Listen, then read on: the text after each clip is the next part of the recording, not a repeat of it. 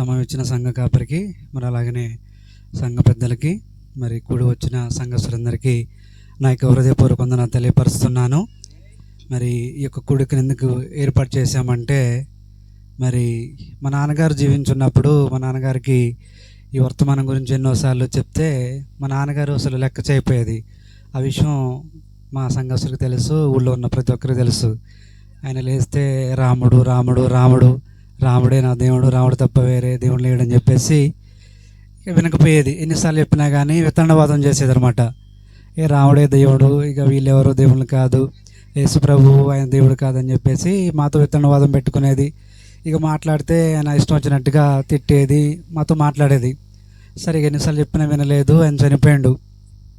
మరి ఆయన చనిపోయిన తర్వాత కూడిక జ్ఞాపకార్థ కూడిక వర్తమాన ప్రకారం పెడదామని నిర్ణయించాం, కానీ మరి పరిస్థితులు అనుకూలించలేదు. మరి కూడిక పెట్టలేకపోయాము. మరి అందరైతే వచ్చారు కానీ మన విశ్వాసులు, మన సంఘస్థులు ఎవరు రాలేకపోయారు.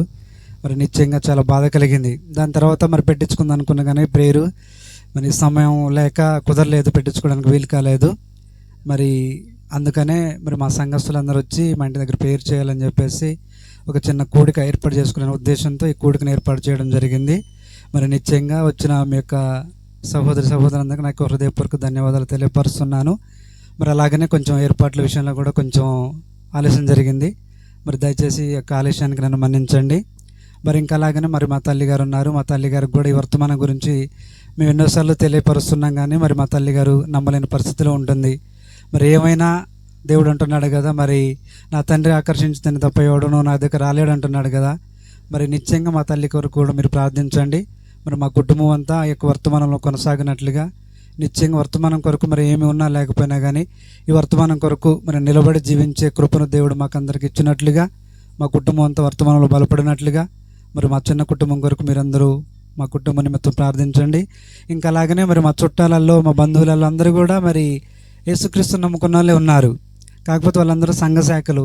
మరి వాళ్ళకు కూడా ఎన్నోసార్లు చెలవిస్తున్నాం, కానీ వర్తమానం గురించి నమ్మలేని స్థితిలో ఉంటున్నారు. ఇంకా ఏంటంటే అద్భుతాలు, సూచక్రియలు వీటి మీద ఆధారపడుతున్నారు తప్ప మరి నిజమైన వాక్యం దగ్గరికి రాలేకపోతున్నారు. మరి నిశ్చయంగా మా యొక్క అక్కలు, బావలు, అలాగే మా యొక్క చెల్లెలు కూడా వాళ్ళు యేసుక్రీస్తుని నమ్ముకున్నారు, సంఘ శాఖలకు వెళ్తున్నారు.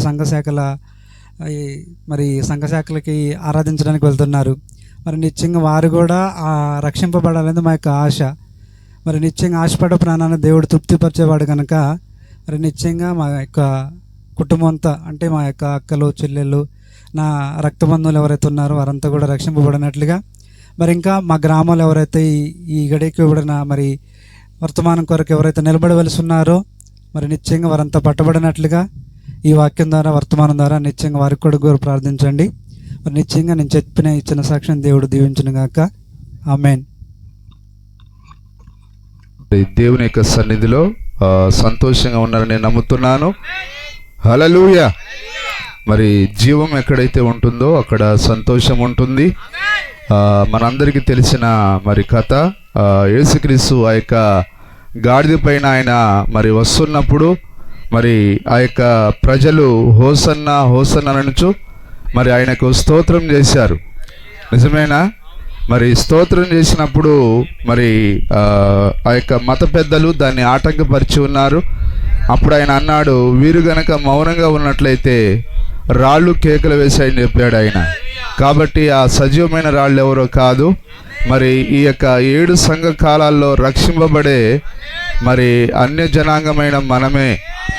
హల్లెలూయా. మరి కాబట్టి దేవుడు మరి భవిష్యత్తును ముందుగానే ఎరిగినవాడు గనక మరి ఒక కేక వేసి ఒక గుంపు ఉంటుందని ముందే చూశాడు ఆయన. మరి యూదుల యొక్క నోర్లు మూయబడ్డాయి. ఇప్పుడు ఆ యొక్క సజీవమైన అన్యరాళ్ళమైన మనము ఈరోజు దేవుని మనం ఘనపరుస్తూ ఉన్నాం, మనం దేవునికి స్తుతులు చెల్లిస్తూ ఉన్నాం. హల్లెలూయా. మరి యేసుక్రీస్తు ఎక్కడైతే ఉంటాడో అక్కడ ఆమేన్లు ఉంటాయి. ఆయన ఎక్కడైతే ఉంటాడో మరి అక్కడ స్తోత్రాలు ఉంటాయి, మరి హల్లెలూయా ఉంటుంది, మరి అక్కడ ఆమేన్లు ఉంటాయి. నిజమేనా? హల్లెలూయా. కాబట్టి దేవుడు మన మధ్యలో ఉన్నట్లయితే శబ్దం అనేది తప్పకుండా రావాలి. మరి ఆయన సజీవుల యొక్క దేవుడు ఆయన. మరి సజీవుల మధ్యలో సజీవుడైన దేవుడు ఉన్నప్పుడు ఖచ్చితంగా అక్కడ ఒక కదలిక ఉంటుంది, మరి అక్కడొక మరి తప్పకుండా అక్కడొక గొప్ప కార్యం జరుగుతుంది. ప్రైజ్ లార్డ్, హల్లెలూయా. మరి నిజంగా మీరందరూ ఆ యొక్క మరి యాజకులుగా ఉన్నారని మీకు తెలుసా? మరి ఆయన మన ప్రధాన యాజకుడైతే మనమందరము యాజకులైన మరి ఒక రాజులైన యాజక సమూహంగా మనం ఉన్నాం. హల్లెలూయా.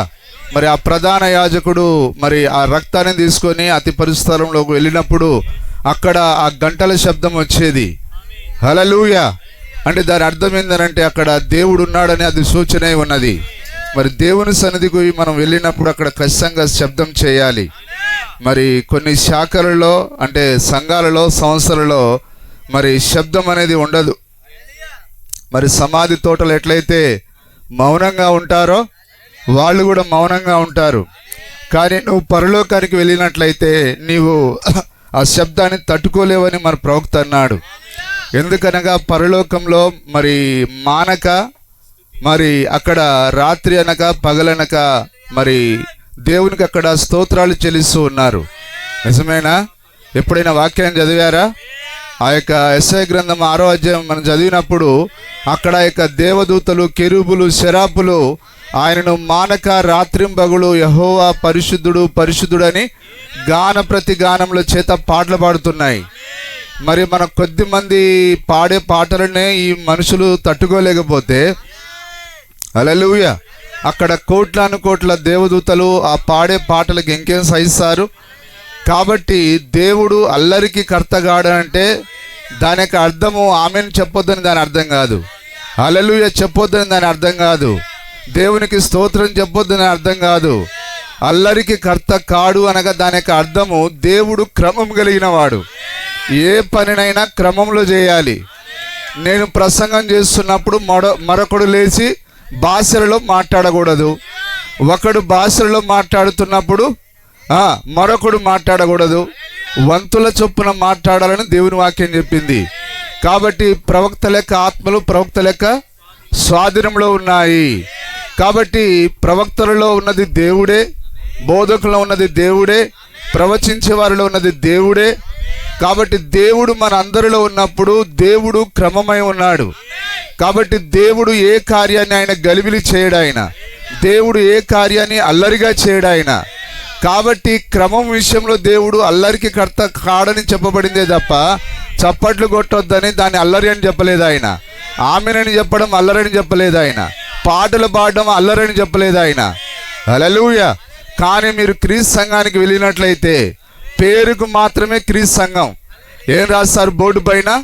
క్రీస్తు సంఘము. కానీ క్రీస్తు సంఘం చేసిన ఒక్క పని కూడా వాళ్ళు చేయరు. యేసుక్రీస్తు నామములో బాప్తిసం పొందరు.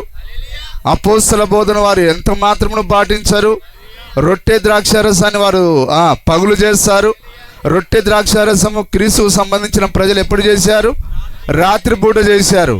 అంటే కేవలం నువ్వు ఏదో ఒక బోర్డు రాసుకుంటే, పేరు రాసుకుంటే క్రీస్తు సంఘానివి కావు. హల్లెలూయా. క్రీస్తు సంఘం అనగా అపోస్తలులను వెంబడించేవారే క్రీస్తు సంఘమై ఉన్నారు. హల్లెలూయా. కాబట్టి ఈరోజు చాలా మంది మరి అపోస్తల బోధ అని చెప్పి చర్చి ఆ యొక్క బోర్డు పైన పేరు రాస్తారు, క్రీస్తు సంఘం అని రాస్తారు, యేసు సంఘం అని రాస్తారు. కానీ ఆ చర్చిలలో యేసు బోధ ఉండదు, అపోస్తల బోధ ఉండదు, క్రీస్తు బోధ ఉండదు. హల్లెలూయా. మరి అపోస్తల బోధలో ఎక్కడైనా పాదశుద్ధి లేకుండా రొట్టె ద్రాక్షారసం ఇచ్చారని నాకు చూపించండి. హల్లెలూయా. నిజమేనా? రాత్రి మరి చక్కగా మీరు వాక్యాన్ని గ్రహించాలని కోరుతున్నాను. మరి అపోస్తల బోధ అంటే ఏంటిది? క్రీస్తు యొక్క సంఘం అంటే ఏంటిది? యేసు యొక్క సంఘం అంటే ఏంటిది? ఇవన్నీ మనం గ్రహించాలి. హల్లెలూయా. మరి ప్రత్యేకంగా ముందుగా మరి యొక్క కూటమి ఏర్పాటు చేసిన మన యొక్క ప్రియమైన సోదరుడు పౌలు గారి యొక్క కుటుంబానికి, అతనికి వారి యొక్క తల్లి గారి కూడా నా యొక్క ప్రత్యేకమైన వందనం తెలియజేస్తున్నాను. అదేవిధంగా కూడొచ్చిన దేవుని ప్రజలైన మీ అందరికీ ప్రభువైన యేసుక్రీస్తు నామములో శుభములు తెలియజేస్తున్నాను. నిశ్చయంగా దేవుడు మిమ్మల్ని దీవించునుగాక. హల్లెలూయా. మరి రాత్రికాల సమయంలో దేవుడు మీతో మాట్లాడి ఉన్నాడా? హల్లెలూయా. మరి మీరు అంతకుముందే మరి విని ఉండొచ్చు ఆ మాటలు. మరి విన్నవారికి ఆల్రెడీ విన్నదే అని మీరు అనుకుంటారు. కానీ దేవుడు మనకి ఏదైతే అవసరమో, అక్కడి ప్రజలకు ఏదైతే అవసరమో ఆ మాటలను ఆయన దయచేస్తాడు ఆయన. కాబట్టి బైబిల్ అనేది నువ్వు ఎన్నిసార్లు చదివినా అదే వరుసలో ఉంటుంది. మత్తయి సువార్త 1వ అధ్యాయం నువ్వు ఎన్ని సంవత్సరాలు చదివినా 1వ అధ్యాయంగానే ఉంటుంది. కాబట్టి సార్ ఇది నిన్ననే చదివారు నాకు అక్కర్లేదని తీసేస్తావా? హల్లెలూయా. దేవుని యొక్క వాక్యము ఊరేడి ఊటై ఉన్నది.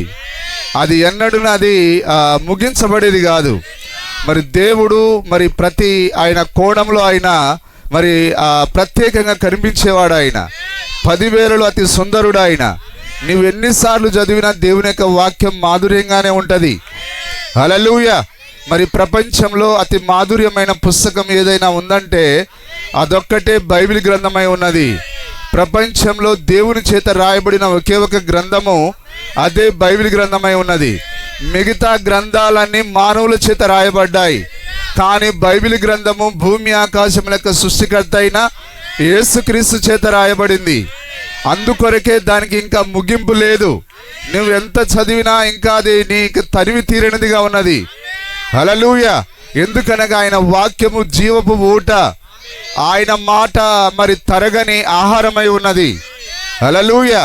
కాబట్టి ఆ యొక్క బైబిల్ గ్రంథాన్ని ఆధారం చేసుకొని కొన్ని కోట్ల పాటలు రాశారు. ఇప్పటికీ ఇంకా రాస్తూనే ఉన్నారు. హల్లెలూయా. నరకానికి వెళ్ళేవారు కూడా ఆయన ప్రేమను వర్ణిస్తూ ఉన్నారు. హల్లెలూయా. మరి చాలామంది పాటలు ఇంకా రాస్తూనే ఉన్నారు.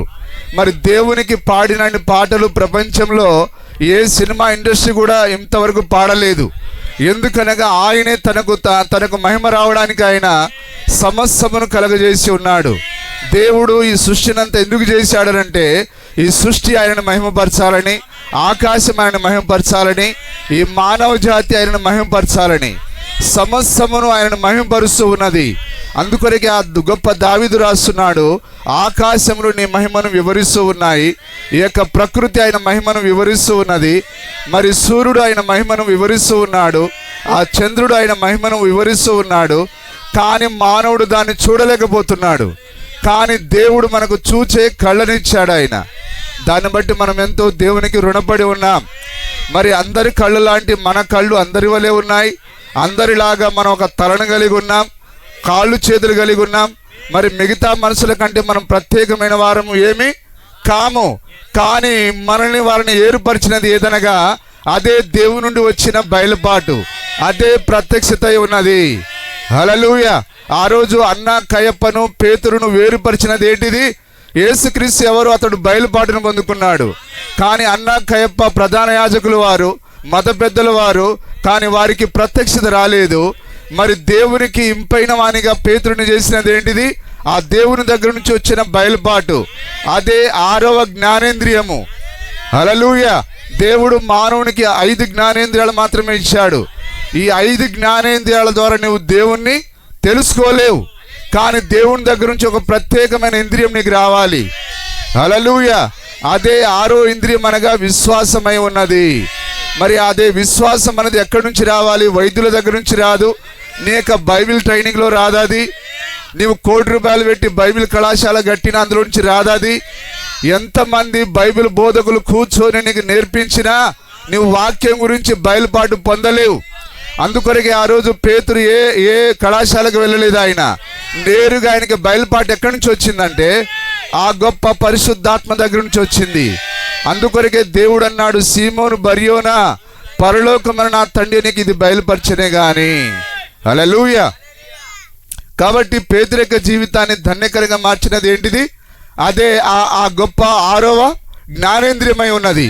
కాబట్టి ఈరోజు మానవులు 5 జ్ఞానేంద్రియాలతోనే వారు దేవుని వెతకడానికి ప్రయత్నం చేస్తున్నారు. అయితే దేవుడు ఆ 5 జ్ఞానేంద్రియాల ద్వారా నీకు ఆయన గోచరం కాడాయన. దేవుని కార్యాలను నువ్వు చూడాలంటే నీకు ఒక నిచ్చెన కావాలి. ఆ నిచ్చెనయే విశ్వాసమై ఉన్నది. అందుకే అబ్రహాము ఆ యొక్క ఏ దేశం అది? కనాను దేశంలో ఉండి ఆయన ఆ యొక్క అన్యుల మధ్యలో ఉండి ఒక పునాదులు గల పట్టణం కొరకు ఎదురు చూచాడు ఆయన. హల్లెలూయా. మరి ఆ యొక్క ప్రజలతోనే ఉంటున్నాడు. అతని వలె అవయవాలు ఎవరికైతే ఉన్నాయో వారితో పాటు నివాసం చేశాడు ఆయన. కానీ వారికి లేని బయలుపాటు అబ్రహాముకున్నది. నిజమేనా? అబ్రహాము ఆ పునాదు గల పట్టణం ఒకటి ఉన్నదని అతడు విశ్వాసం ద్వారా స్థిరబుద్ధి గలవాడై అక్కడ ఆయన కూర్చొని ఉన్నాడు. ఆ గుడారంలో కనిపెడుతూ ఉన్నాడు ఆయన.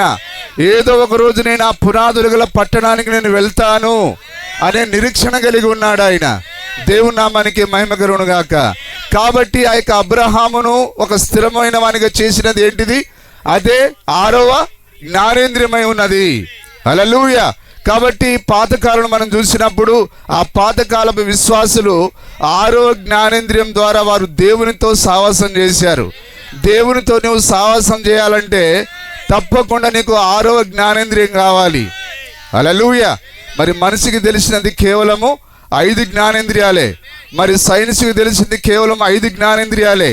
మరి వారి కంటికి ఏదైతే కనిపిస్తుందో దాన్ని మాత్రమే నమ్ముతారు. నిజమేనా? హల్లెలూయా.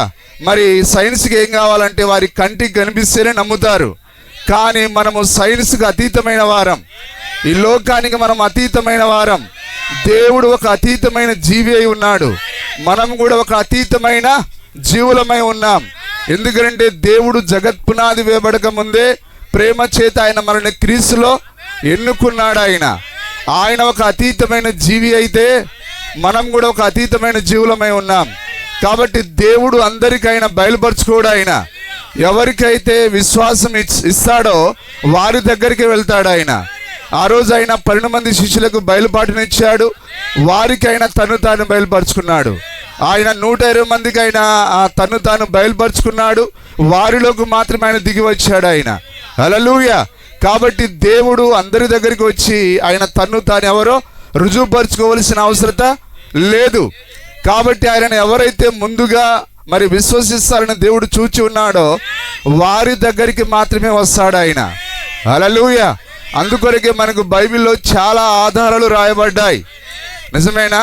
అందుకొరకే ఆ యొక్క సమరే పట్టణంలో, ఆ సమరే గ్రామంలో చాలా మంది వేశ్యలు ఉన్నారు అక్కడ.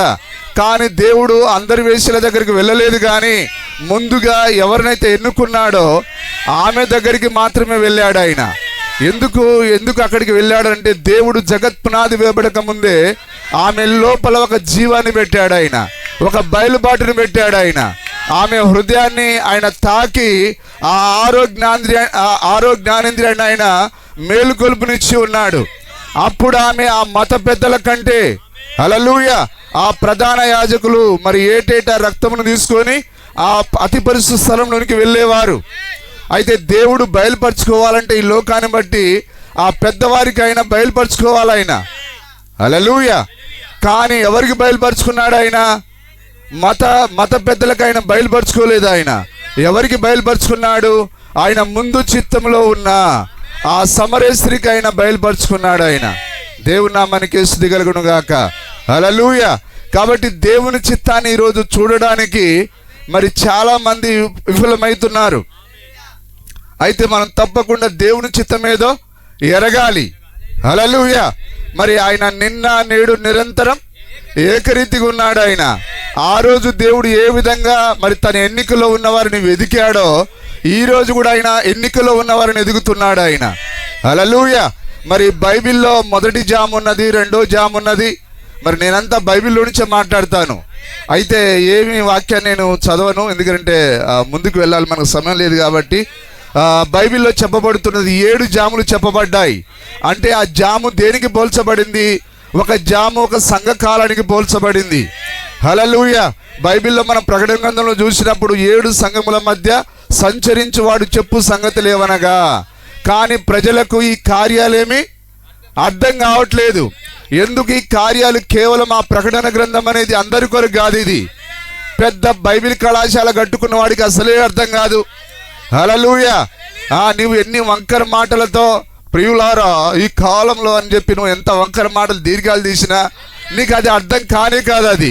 కానీ ప్రకటన గ్రంథం ఎవరికంటే తన ముందుగా నిర్ణయించబడిన తన ప్రియమైన వధువుకు మాత్రమే. హల్లెలూయా. దేవుని నామానికి స్తుతి కలుగును గాక.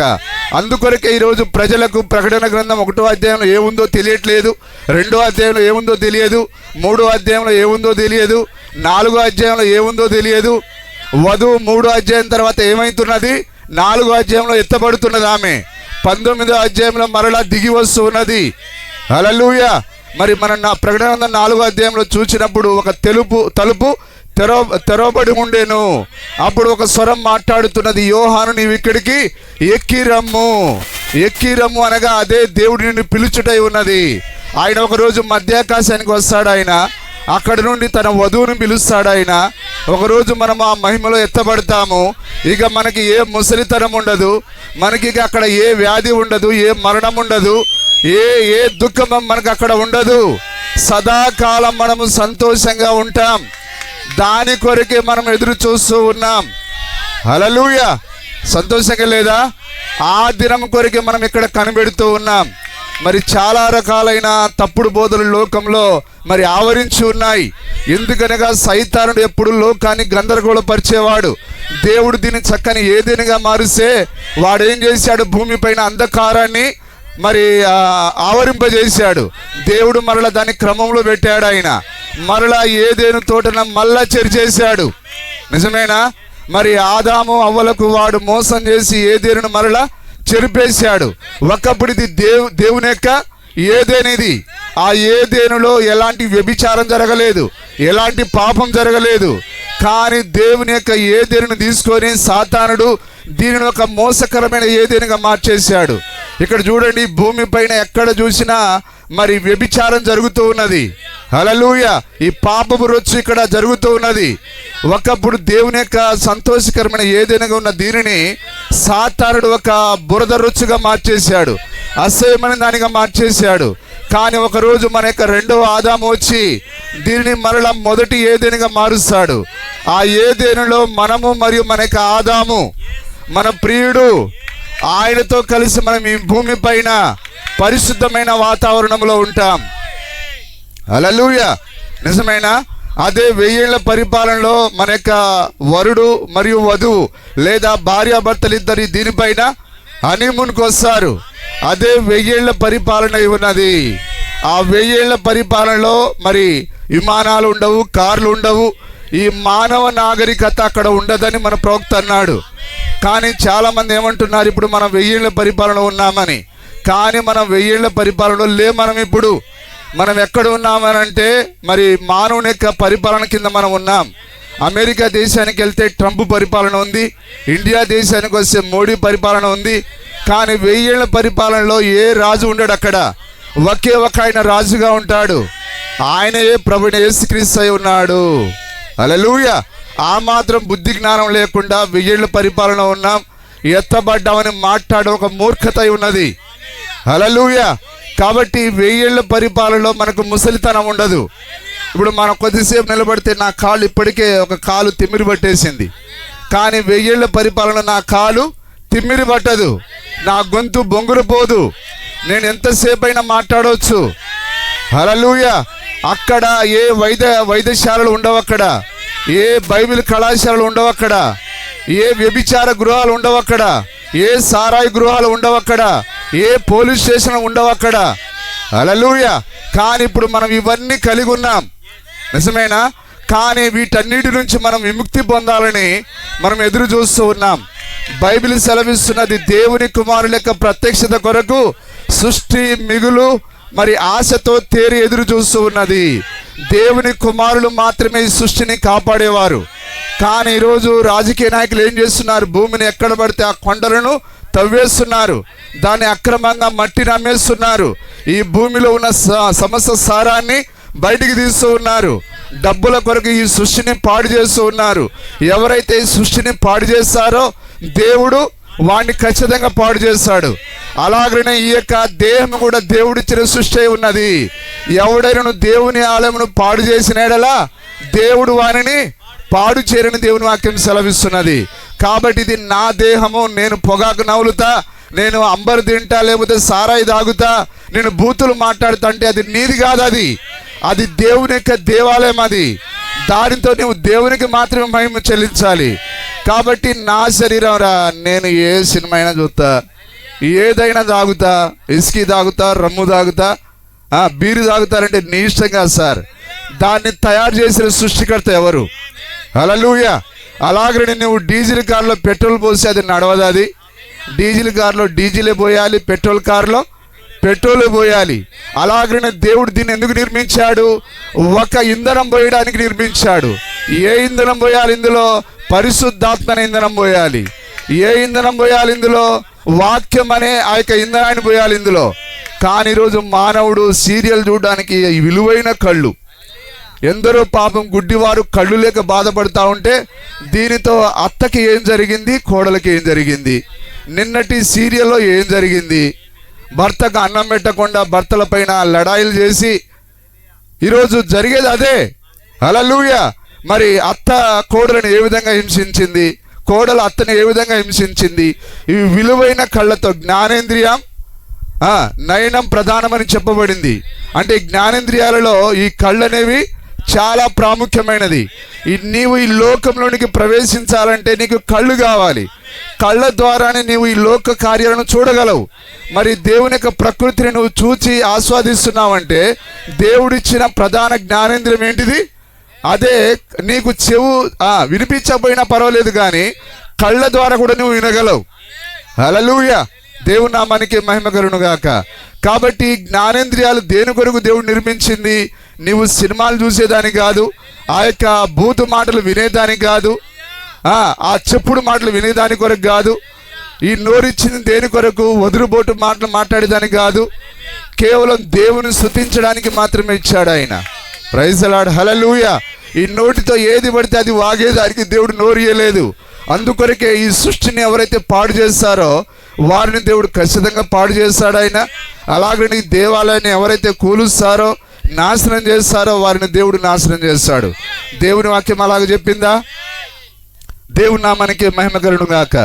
కాబట్టి ఈ రాత్రి మరి ప్రత్యేకంగా మనకు కావాల్సిన ఇంద్రియం ఏదనగా దేవుని యొక్క ఆరో జ్ఞానేంద్రియం మనకు కావాలి. కాబట్టి ఈరోజు బైబిల్ చాలా మందికి అర్థం కావట్లేదు. వారు ఎన్నిసార్లు చదివిన బైబిల్లో మీరు చూడండి, పాప క్షమాపణ నిమిత్తం ప్రతివాడు యేసుక్రీస్తు నామమున బాప్తిసం పొందమని చెప్పబడింది. కానీ చదువుకున్న వారు దాన్ని అర్థం చేసుకోలేకపోతున్నారు. అంటే దాని అర్థం ఏంటిది? వాని చదువు ద్వారా ఆ వాక్యాన్ని గ్రహించలేడు. ప్రభు అయిన యేసుక్రీస్తు నామములో నువ్వు బాప్తిసం పొందాలంటే నీకు ప్రత్యేకంగా ఆరో జ్ఞానేంద్రియం కావాలి. ఆత్మ చెప్పుచున్న మాట చెవి గలవాడు వినుగాక. అంటే చెవి దేనికి ఉంటుంది? ఆరో జ్ఞానేంద్రియానికి చెవి ఉంటుంది. కాబట్టి దానికి ఆయన చెవులను నిర్మించి ఉన్నాడు ఆయన. ఎందుకు యేసుక్రీస్తు నామములో ఈరోజు చాలా మంది బాప్తిసం పొందలేకపోతున్నారు? వారి యొక్క మత పెద్దలు ఏదైతే చెప్పారో పితా పుత్ర పవిత్రాత్మ నామమున ఆమేన్ అని అంటున్నారు, ఆ నామంలో బాప్తిసం పొందుతున్నారు. కాబట్టి బైబిల్లో ఎవరు కూడా పితా పుత్ర పవిత్రాత్మ నామంలో బాప్తిసం ఇవ్వలేదు, ఎవరు కూడా తీసుకోలేదు.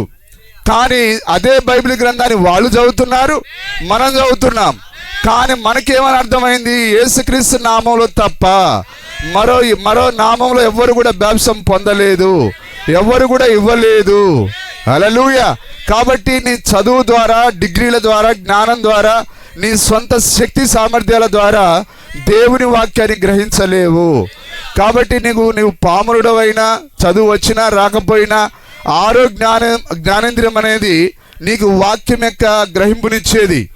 కాబట్టి ఆ రోజు పేతురు ఆ శరీరధారికి ఉన్న దేవుడు ఎవరో గ్రహించగలిగాడు ఆయన. హల్లెలూయా. అందుకొరకే పేతురు అన్నాడు, ప్రభువా మేము ఎక్కడికి వెళ్ళగలము? నీవే సజీవుడమైన దేవుడవు, నీవే నిత్య జీవము మాటలు గలవాడవు, మేము ఎక్కడికి వెళ్ళగలము? ఈ లోకంలో బోరుడు శాఖలు తగలబడ్డాయి, అందులోకి వెళ్తే మరణమే, కానీ నీకు జీవాన్ని ఇచ్చేది ఎవరంటే దేవుని యొక్క వాక్యం.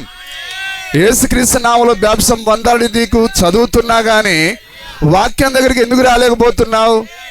అంటే ఏదో ఒక లోపం ఉన్నది. ఒక గుడ్డివాడిని తీసుకొచ్చి, అరే ఈ యొక్క తామర పువ్వు ఎంత చక్కగా ఉన్నదో చూసావా, ఆ నీళ్ళు ఎంత స్వచ్ఛంగా ఉన్నావో చూసావా అంటే వాడు ఏమి దాన్ని ఆస్వాదించలేడు.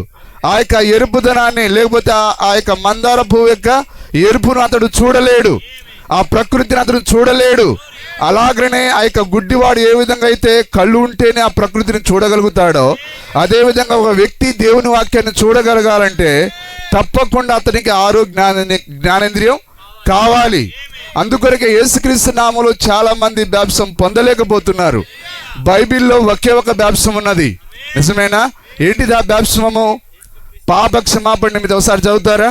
అపోస్తల కార్యములు 2వ అధ్యాయం 37వ వచనం. దయచేసి చదవండి. వారు ఈ మాటలు విని నొచ్చుకొని, సహోదరులారా చేతుమని పేతురును కడమ అపోస్తులను అడుగగా పేతురు, ఎందుకు పేతురుని అడుగుతున్నారు? ఇప్పుడు వాక్యమేనా ఇది? ఆ 3000 మంది ఎందుకు పేతురుని అడిగారు చెప్పండి? ఎందుకు పేతురుని అడగాలి? ఎప్పుడైనా మీరు ప్రశ్నించారా? ఏమో సార్, మాకు సమయమే ఉండదు, ఆదివారం ఏదో హడావుడిగా చర్చికి పోయామా, అయ్యగారు ఏదో పిట్ట కథ చెప్పిండా, లేచి వచ్చామా, మళ్ళా యథావిధిగా సీరియళ్ళు, సినిమాలు. హల్లెలూయా. కాబట్టి ఈరోజు మన గ్రామంలో మనల్ని ఎవరు నమ్మలేకపోతున్నారు. దేవుని నమ్ముకున్నారట బూతులు మాట్లాడతారు, దేవుని నమ్ముకున్నారట సినిమాలు చూస్తారు, దేవుని నమ్ముకున్నారట లోకంలాగా మనం ఏం చేస్తామో వాళ్ళు కూడా అదే చేస్తారా? వీళ్ళకి మనకి ఏంటి తేడా? హల్లెలూయా. తేడా ఏమీ లేదు. కానీ అందుకొరకే ఆ యొక్క దూతలు అన్నారు, మృతుల ఆ యొక్క సజీవుడైన వారిని మీరు ఆ మృతులలో ఎందుకు వెతుకుతున్నారు? కాబట్టి మృతమైన సంఘ శాఖలో నువ్వు దేవుని చూడలేవు, మృతమైన పాస్టర్లో నువ్వు దేవుని చూడలేవు. నువ్వు దేవుని చూడాలంటే పౌలు గారిలో నువ్వు దేవుని చూడాలి, దేవుని చూడాలంటే నువ్వు ఇర్మియాలో దేవుని చూడాలి, దేవుని చూడాలంటే జాలో నువ్వు దేవుని చూడాలి. దేవుని చూపించడానికి నువ్వు వాక్యం చూపించేది కాదు, నీలో ఉన్న క్రీస్తును నువ్వు చూపించాలి. ఆ సమరయ స్త్రీ ఎక్కడో వాక్యం దగ్గరికి తీసుకొని పోలేదు, కానీ ఆమె తన జీవితాన్ని చూపించింది. నా బ్రతుకును మార్చిన వాడు సజీవుడు కాడా? ఇదిగో ఆయన మిమ్మల్ని కూడా మార్చగలడు ఆయన. హల్లెలూయా. నీవు ఒకవేళ నీ బతుకు మారకుండా నువ్వు సాక్ష్యం ఇస్తే, చాలేవయ్యా నీ బతుకే తెల్లారింది మాకు తెలియదా? నువ్వేం దేవుని కొరకు మాకే సాక్ష్యం ఇస్తావు? ముందుగా నీవు మారు, ఆ తర్వాత మాకు చెప్పు వాక్యం. అందుకొరకే పేతురుతో అన్నాడు ఆయన, నువ్వు మార్పు చెందిన తర్వాత నీ సహోదరుడును బలపరచమన్నాడు ఆయన. ముందుగా బలపరిచేవానికి మార్పు కావాలి. నువ్వు మార్పు పొందిన తర్వాత నా గొర్రెలను ఖాయమన్నాడు ఆయన. హల్లెలూయా. మనం మార్పు చెందకుండా అవే మాటలు, అవే యాస, హల్లెలూయా, అదే మాట్లాడుకుంటూ నువ్వు దేవుని కలిగి ఉన్నావని రుజువు కాదది. దేవుడు నీలో ఉంటే అపోస్తులు ఎలాంటి జీవితాన్ని జీవించారో, ఓ క్రీస్తు ఎలాంటి జీవితాన్ని జీవించాడో, ఆ జక్క ఎలాంటి జీవితాన్ని జీవించాడో, ఆ సమరయ స్త్రీ ఎలాంటి జీవితాన్ని జీవించిందో, ఆ 120 మంది ఎలాంటి జీవితాన్ని జీవించారో అదే జీవితాన్ని నువ్వు జీవిస్తావు. హల్లెలూయా. నిజంగా స్త్రీలారా, మీరు నిజంగా ఆ యొక్క మరియ వలె ఒక మంచి స్త్రీ అయితే, మరియ ఏమన్నా తెలుసా? హల్లెలూయా. తన యొక్క సహోదరులతో ఏమన్నది ఆమె? ఆయన మీ ప్రభు ఏం చెప్తాడో దాన్ని మాత్రమే చేయండి. ఈరోజు నిజమైన స్త్రీ చెప్పే కార్యం ఏంటిది? తన భర్తతో చెప్తుంది, ఏమండి నీ ఇష్టం కాదు, మన ప్రభు ఏం చెప్పాడో దాన్ని చేయాలి. పిల్లలతో కూడా అదే మంచి స్త్రీ అదే మాట అంటది, బాబు నీ ఇష్టం కాదు, మన ప్రభు ఏం చెప్పాడో దానినే మనం చేయాలి. ఎక్కడున్నారు అట్లాంటి స్త్రీలు? ఎక్కడున్నారు అట్లాంటి పురుషులు? హల్లెలూయా. తమ జీవితంలో దేవుని చిత్తాన్ని వెతికేవారు దేవునికి కావాలి. కానీ ఈరోజు ప్రపంచంలో క్రైస్తవ్యం కనుమరుగైపోయింది. ఎక్కడ కూడా మనం కనుగొనలేకపోతున్నాం. ఏ గ్రామానికి వెళ్ళినా మేము స్వార్థకి వెళ్తూ ఉంటాం. అన్నిల గృహాలలో కంటే క్రైస్తవుల గృహాల్లోనే డీజేలు మోగుతూ ఉంటాయి, టీవీలు మోగుతూ ఉంటాయి. టీవీలు లేని గృహం అంటూ ఏదీ లేదు. ఆ రోజు యెహెజ్కేలుతో దేవుడు అన్నాడు, యెహెజ్కేలు ఇదిగో నేను ఒక దేవాలయాన్ని తీసుకెళ్తాను, ఇదిగో అక్కడ చూసావా ఆ స్త్రీలు దేవుని వాక్యాన్ని వీపును పెట్టి ఆ యొక్క బయలుదేవతకు వారు ఆరాధన చేస్తూ ఉన్నారు. బయలుదేవుడు అంటే ఎవరో కాదు, నీ టీవీయే ఒక బయలుదేవుడై ఉన్నాడు. నీవు అంటే నువ్వు టీవీ చూస్తున్నావు, దాని అర్థం ఏంటిది? నీ వీపును వాక్యం వైపు తిప్పావు, నీ యొక్క కరుణను ఎక్కడ పెట్టావు? బయలుదేవతలకు పెట్టావు. హల్లెలూయా. ఈరోజు టీవీ లేని కొంపలు ఏమైనా ఉన్నాయా? దేవుని పూర్తిగా మర్చిపోయారు. మరి క్రైస్తవులు క్రీస్తు ఉన్న గృహంలో టీవీ ఉంటుందా? చెప్పండి. మీరు ఎట్లాంటి క్రైస్తవులు ఒకసారి రాత్రి పరీక్షించుకోనండి. దేవుని నామానికి మహిమ కలుగును గాక. మరి నిజంగా దేవుడు నీలో ఉంటే నువ్వు ఎలాగ సీరియల్ చూడగలవు? దేవుడు నీలో ఉంటే నువ్వు ఎలాగ సినిమాలు చూడగలవు? మరి కొందరు ₹1,00,00,000 దాన్ని ఏమంటారు, బైబిల్ కళాశాల కట్టిన ఆయన సినిమాలు చూసినా పర్వాలేదు అంటున్నాడు. మరి హైదరాబాద్లో ఒక ఆయన ఉంటాడు, ఓ ఫిర్ తాత, సినిమాలు బేసుగ్గా చూడొచ్చు అని అంటాడు ఆయన. అంటే దేవుడు లేని వ్యక్తి ఏదన్నా పిచ్చి మాటలు మాట్లాడతాడు. హల్లెలూయా. మరి దేవుడు తాత దేవుడు కాడు ఆయన, ఆయన తండ్రి అయిన దేవుడు, ఆయన శిక్షించు దేవుడు ఆయన. నేను పరిశుద్ధుడును గనుక మీరును పరిశుద్ధులై ఉండమని చెప్పాడు ఆయన. అయితే మనలో పరిశుద్ధత ఉండదండి. ఎందుకంటే మన ప్రారంభము ఒక రుచితో ప్రారంభించబడింది. మనము మంచివారం కాదు. ఎందుకంటే మనము పాపపు స్వభావం గలవారం. మనం ఎల్లప్పుడూ పాపం చేయడానికే మన స్వభావం ప్రయత్నం చేస్తుంది. అయితే నీ పాపాన్ని నివారింప చూసేది ఏంటంటే, నువ్వు పాపం చేయనీయకుండా నీలో ఉన్న పరిశుద్ధాత్మ మాత్రమే ఆపగలదు. కాబట్టి నీ ప్రయత్నం కాదు, కానీ దేవుడిని నీవు ఆహ్వానించాలి. నీ హృదయంలో దేవుడు ఉన్నప్పుడు నీవు ఆ యొక్క పాపపు స్వభావానికి లోబడవుగా, నువ్వు క్రీస్తు యొక్క కార్యాలకు లోబడతావు. కాబట్టి జీవించినది ఇక నేను కాదు, క్రీస్తే నాలో జీవిస్తున్నాడు అని అన్నాడు ఆయన. కాబట్టి క్రీస్తు నీలో జీవించినప్పుడు డబ్బును ఒక పెంటగా ఎంచుకుంటావు, ఈ లోకాన్ని ఒక పెంటగా ఎంచుకుంటావు, సమస్తాన్ని ఒక పెంటగా ఎంచుకుంటావు. కానీ క్రీస్తు నీలో లేనందున లోకపు ప్రజలు 7 దినాలు కష్టపడతారు. వారికి దేవుని సన్నిధి అంటే తెలియదు, దేవుని సన్నిధికి పోవాలని తెలియదు, ఆదివారం సెలవు అన్న సంగతి వారికి తెలియదు, ఎప్పుడు పని చేస్తూనే ఉంటారు. కానీ దేవుడు అన్నాడు 7వ దినము విశ్రాంతి దినం అన్నాడు ఆయన. పాత నిబంధనలు ఎవడైనా విశ్రాంతి దినాన్ని పనిచేసే వాటిని రాళ్లతో కొట్టి చంపేవారు. హల్లెలూయా. కానీ ఈరోజు చాలా మంది బుద్ధిహీనులు దేవుని నమ్ముకున్నామని చెప్పి ఆదివారాన్ని గౌరవించలేకపోతున్నారు. కానీ నిజమైన క్రైస్తవుడు ఆదివారాన్ని గౌరవించాలి. గౌరవించడం అంటే దాని అర్థం, సార్ మేము గౌరవిస్తున్నాం అందుకే కోడిని కోసుకున్నాం, మేకను కోసుకున్నాం, లేకపోతే తునకలు చారు పెట్టుకున్నాం, అందరం కలిసి భుజిస్తున్నాం, అది కాదు ఆదివారాన్ని గౌరవించడం అంటే. నువ్వు తిన్నా తినకపోయినా దేవుని సన్నిధికి వెళ్ళి దేవుని ఆరాధించి వచ్చిన తర్వాత నువ్వు మాంసాన్ని వండుకొని తినాలి. మన యొక్క సేవ, మన యొక్క భక్తి పొట్ట కొరకు కాదు, కూటి కొరకు కాదండి, దేవుని ఆరాధించేదానికి. హల్లెలూయా. కాబట్టి మొదటి స్థానం మనం దేవునికి ఇవ్వాలి. కాబట్టి దేవుడు మనలో ఉన్నాడా అనే దానికి మరి ఖచ్చితంగా రుజువులు లోకం అడుగుతుంది. దేవుడు నీలో ఉంటే నువ్వు ఏం చేస్తావు? హల్లెలూయా. అందుకొరకే ప్రభు అన్నాడు, వారి క్రియల ద్వారా, వారి ఫలముల ద్వారా మీరు వారిని తెలుసుకొందురు అన్నాడు ఆయన. కాబట్టి ఫలాల ద్వారా మనం ఎవరమో మనల్ని మనం రుజువు చేసుకోవాలి.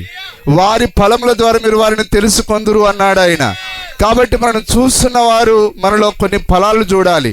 అవేంటిదంటే అదే దేవుని యొక్క ఫలాలు. క్రీస్తు ఎలాంటి జీవితాన్ని జీవించాడో అదే జీవితాన్ని మనం జీవించాలి. హల్లెలూయా. దేవుని నామానికి మహిమ కలుగును గాక. కాబట్టి ఇక్కడ మీరు చూస్తున్నారా, ఆ యొక్క పేతురు గొప్ప బయలుపాటుని కలిగి ఉన్నాడు ఆయన. మరి ఒకసారి మనం ఆ మాటను చదువుదాం. 16వ అధ్యాయం 13 వచనం చదవండి. మత్తయి సువార్త 16:13 త్వరగా చదవండి.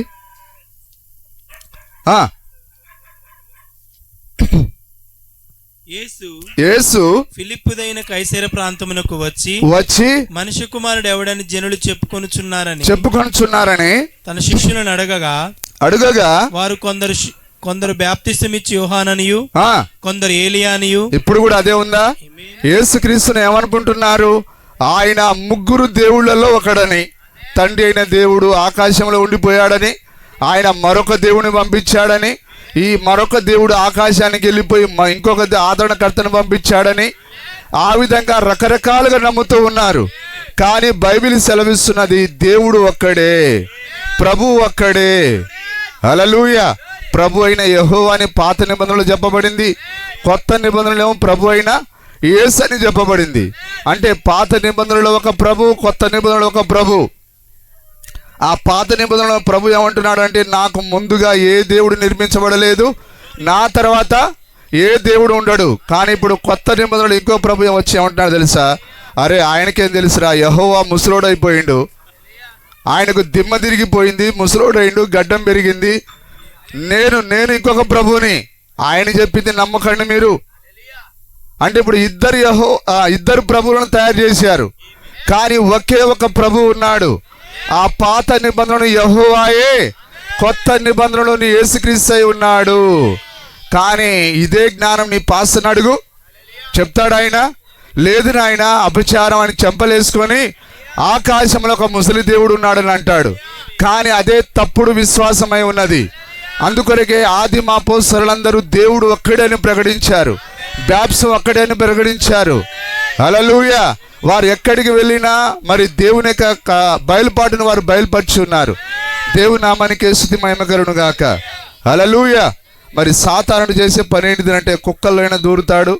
ఆ రోజు పందులలో దూరాడా, తర్వాత చిన్న పిల్లలను గిచ్చుతాడు, వాడు ఏడిపిస్తాడు. ఆ విధంగా దయ్యము ఎల్లప్పుడూ వాక్యానికి విరోధమై ఉన్నాడు. మరి దయ్యం అని చక్కగా పాటలు పాడితే దేవుడు దిగి వచ్చాడు. దయ్యం పాటలు పాడేదాన్ని బాగా ఇష్టపడతాడు. దేవుడు నీకు పాటలను పాడనిస్తాడు, చర్చికి వెళ్ళనిస్తాడు, కానీ వాక్యాన్ని మాత్రం నీ చేత పాటింపజేయడు. హల్లెలూయా. ఈరోజు పెదాలకు లిప్స్టిక్ పెట్టుకున్న స్త్రీ కూడా చక్కని పాటలు పాడుతూ ఉన్నది.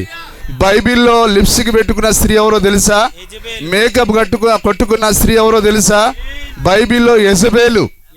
ఆమె ఎవరు? ఒక శాపగ్రస్తురాలు, ఒక అన్యురాలని చెప్పబడింది.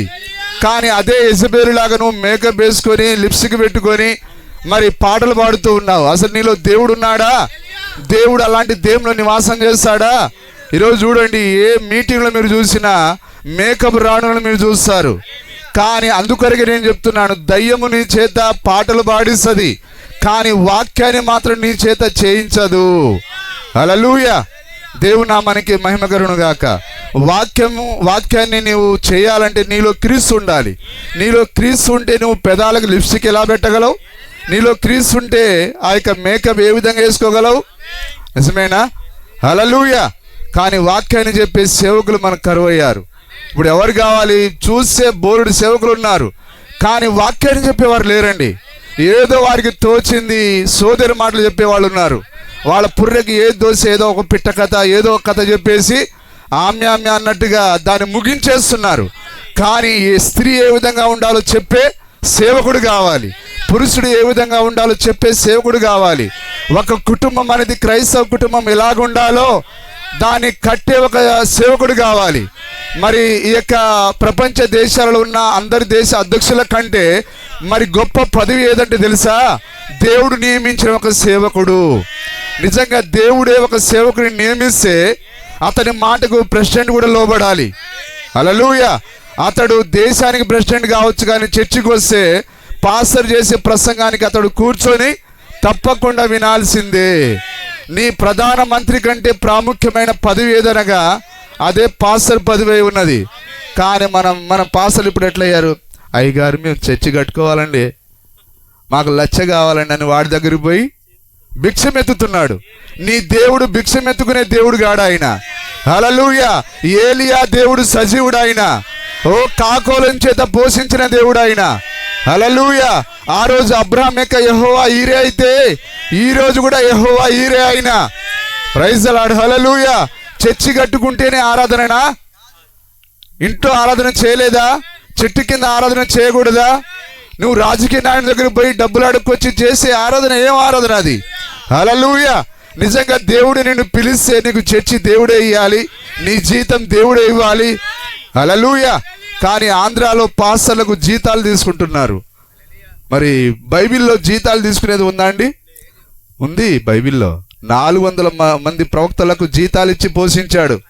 పంది మాంసం పెట్టి, గొడ్డు మాంసం పెట్టి, మరి దున్నపోతులాగా ఒక్కొక్కరు కండలు పెంచారు. కానీ వారి నోట్లో దయ్యం ఉన్నది. నిజమేనా? జీతాల కొరకు పనిచేశారు. దేవుని ఏలియా ఒకటి చెప్తే వారు మరొకటి చెప్పారు. ఏలియా ఏం చెప్పాడు? యెజబెలు నిశ్చయంగా చస్తది, దాని యొక్క రక్తాన్ని కుక్కలు నాగుతాయంటే వాళ్ళేమన్నారు? అమ్మగారిని దేవుడు దీవించునుగాక, అయ్యగారిని దేవుడు దీవించునుగాక. 400 మంది ప్రవక్తలు ఒకటే బూర ఊదారు. నిజమేనా? కానీ ఆ యొక్క యెహోషాపాతుకు డౌట్ వచ్చింది. అరే 400 మంది ఒక్కరు కూడా భేదం లేకుండా ఒకటే ఊకదంపుడు లాగా ఒకటే బూర ఊదుతున్నారు, వీరికి వేరుగా ఒకడు ఉన్నాడా? ఎవరైనా ఉన్నారా? అయ్యా ఒకడు ఉన్నాడు. వాడెప్పుడు నా భార్యకు వ్యతిరేకంగా మాట్లాడతాడు, వాడెప్పుడు నాకు వ్యతిరేకంగా మాట్లాడతాడు. ఆ ఒకడు నేను కూడా. అయ్యా మా గ్రామానికి వస్తే స్త్రీలు లిప్స్టిక్ పెట్టొద్దంటాడు, మేకప్లు పెట్టుకోవద్దంటాడు, మరి తండ్రి కుమార్ నామములో బాప్తిసం పొందొద్దని అంటాడు, మరి బైబిల్ మాత్రమే చేయాలంటాడు. అందుకొరకే ఏలియా ఏం చెప్పాడో మిఖాయ అదే చెప్పాలి. అపోస్తలులు ఏం చెప్పారో నేను అదే చెప్పాలి. నా సొంతంగా చెప్పడానికి ఏది లేదు. హల్లెలూయా. దేవుని నామానికి మహిమ కలుగును గాక. కాబట్టి మరి దేవుడు ఏ విధంగా తను తాను బయలుపరుచుకుంటున్నాడు చూడండి అక్కడ. చదవండి. కొందరు బాప్తిసమిచ్చి యోహాననియు కొందరు ఏలియానియు. చూసారా? మరి దేవుణ్ణి ఏమనుకున్నారు వాళ్ళు? అర్థం కావట్లేదా? స్వయంగా వారి యొక్క దేవుడు ఆయన అడిగాడు, ఇదిగో నేను శరీరధారిగా వచ్చిన దేవుణ్ణి కదా, నన్ను గురించి ప్రజలు ఏమనుకుంటున్నారు? దేవుణ్ణి పట్టుకొని ఒకరేమో ఏలియా అంటున్నారు, మరొకరేమో ఇర్మియా అంటున్నారు, మరొకరేమో యోహానన్ అంటున్నారు. చూసారా? మరి పేతురు అదే ధర్మశాస్త్రం కింద ఉన్నాడు. ఆ అన్న కయప్ప ఆ ఇజ్రాయెల్ దేశమంతా దేవుని ఎరిగిన ప్రజల వారు. మరి పేతురు ఏ విధంగా అయితే ఆయనే సజీవుడైన క్రీస్తుని నమ్మాడో మిగతా వారు కూడా అదే విధంగా నమ్మాలి. కానీ ఒకడు ఇర్మియా అన్నాడు, ఒకడు యోహాన్ అన్నాడు, ఒకడు ఏలియా అన్నాడు, ఒకడేమో ప్రవక్తలలో ఒకడు అనుకున్నారు. చూడండి ఎన్ని బ్యాచ్లు ఉన్నాయో. ఆ రోజే అన్ని గ్రూపులు ఉంటే మరి ఈ రోజు కొన్ని వేల గ్రూపులు ఏర్పడ్డాయి. హల్లెలూయా. అందుకొరకే ఒక సంస్థ యొక్క బోధ మరొక సంస్థలో ఉండదు. నిజమేనా? హల్లెలూయా. మరి సంస్థకి ఆ యొక్క సిద్ధాంతాలు ఆచారాలు తేడాగా ఉన్నాయి. కానీ దేవుడు ఎన్నడూ మారని వాడాయన. హల్లెలూయా. యేసుక్రీస్తు నిన్న నేడు నిరంతరం ఏకరీతిగా ఉన్నాడు.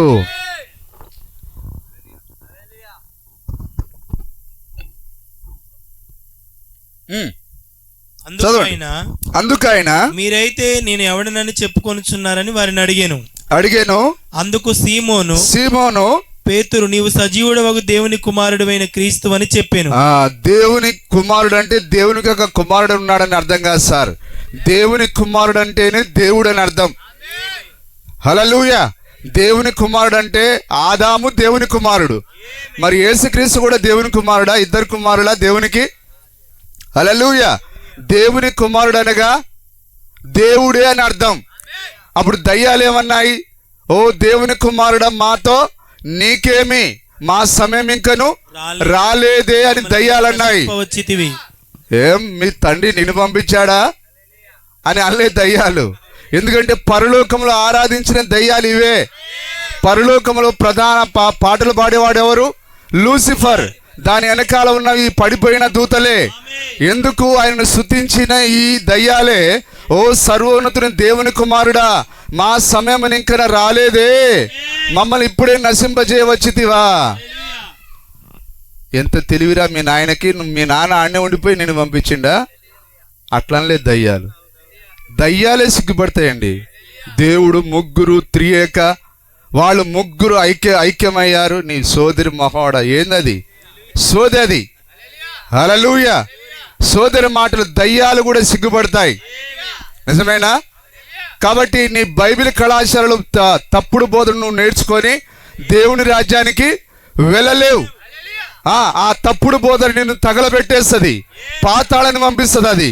కాబట్టి పేతురు దేవుడు శిష్యులను, మీరు వెళ్ళి నాయనలారా, మరి చదువుకున్న వారు గొప్పవారు జ్ఞానులు తగులుతారు కాబట్టి కొద్ది కాలం మీరు ట్రైనింగ్ చేయమని చెప్పలేదు ఆయన. ఎందుకు? మీరు పరిశుద్ధాత్మను పొందమన్నాడు ఆయన. కాబట్టి శాస్త్రవేత్తలకే శాస్త్రవేత్త దేవుడు. ఆయనే నీలో ఉన్నప్పుడు ఏ శాస్త్రవేత్తకని నువ్వు జవాబు ఇవ్వగలవు. హల్లెలూయా. అందుకొరకే ఈ కాలపు ప్రవక్త విలియం బ్రెన్హామ్ 7వ తరగతి మాత్రమే చదివాడు. ఆయన రాజుల కొరకు ప్రార్థించాడు.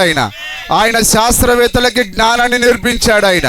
ఎందుకు? విలియం బ్రెన్హామ్ కాదు కానీ విలియం బ్రెన్హామ్లో ఉన్న దేవుడు. హల్లెలూయా.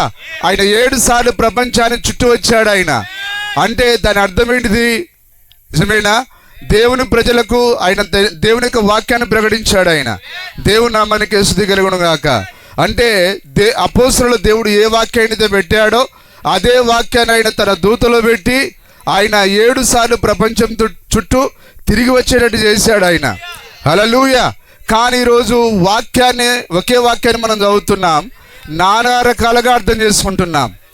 కాబట్టి నేనేమంటున్నానంటే, నీ స్వకీయంతో నువ్వు చదివినప్పుడు దేవుని వాక్యం నీకు అర్థం కాదు. హల్లెలూయా. కాబట్టి నువ్వు ఎలాగ చదవాలి దేవుని వాక్యాన్ని? నీవు దేవుని సన్నిధిలోనికి వచ్చి, ప్రభువా, ఆ రోజు ఆ యొక్క అపోస్తలులు ఏ పరిశుద్ధాత్మనైతే ఉంచావో అదే ఆత్మను నాలో ఉంచు ప్రభువా. ఈ వాక్యాన్ని ఇదిగో దీన్ని నానా రకాలుగా అనువాదం చేస్తున్నారు. ఏ అనువాదం నమ్మాలో నేను తెలియని స్థితిలో ఉన్నాను. ఆ రోజు అపోస్తలులు ఏ ఆత్మనైతే ఉంచావో అదే ఆత్మను నాలో ఉంచు ప్రభువా. ఈ వాక్యాన్ని గ్రహించే విధంగా నా మనోనేత్రాలు తెరువు ప్రభువా అని నువ్వు దీనుడిగా మారి నిన్ను నువ్వు ఖాళీ చేసుకొని, కానీ నువ్వు ఏం చేస్తావు తెలుసా? నీ అయ్యగారు ఏం చెప్తాడో అదే మనసులో పెట్టుకొని అదే ప్రార్థన చేస్తావు.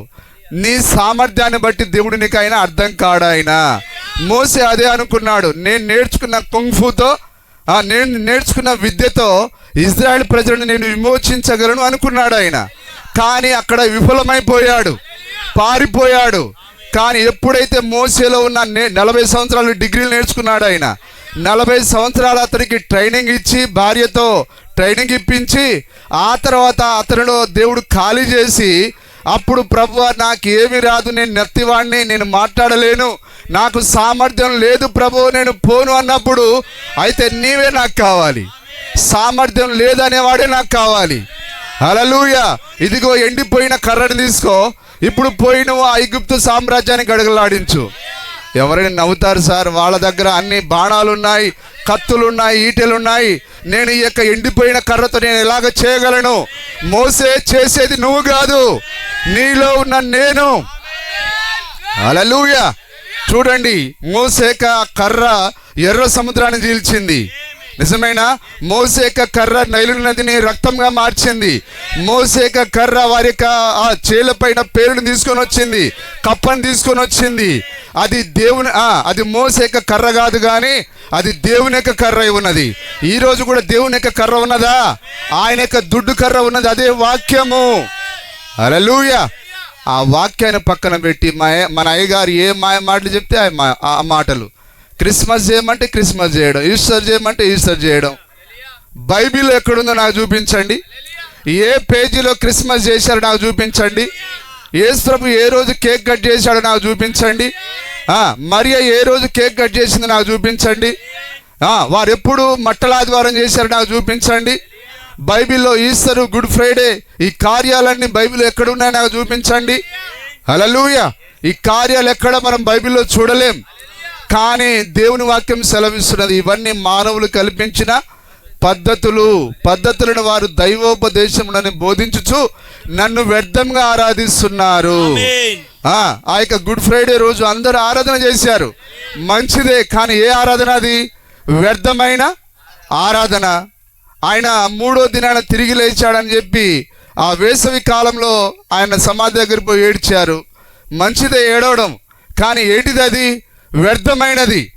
హల్లెలూయా. కాబట్టి దేవుడు వ్యర్థమైన ఆరాధన ఆయన స్వీకరించాడు. ఆయన మరి నిజమైన ఆరాధన ఏంటిది? వాక్య ప్రకారంగా చేసేదే నిజమైన ఆరాధన. అపోస్తల బోధ ప్రకారం చేసేదే నిజమైన ఆరాధన అయి ఉన్నది. ఎంతమంది గ్రహిస్తున్నారు? భూమి ఆకాశంలో గతించును కానీ నా మాటలు ఏ మాత్రం గతించమని చెప్పాడు ఆయన. హల్లెలూయా. చూడండి, ఇక్కడ పేతురుతో మరి మానవులందరూ గ్రహించే కార్యాన్ని మాట్లాడుతున్నాడు ఆయన.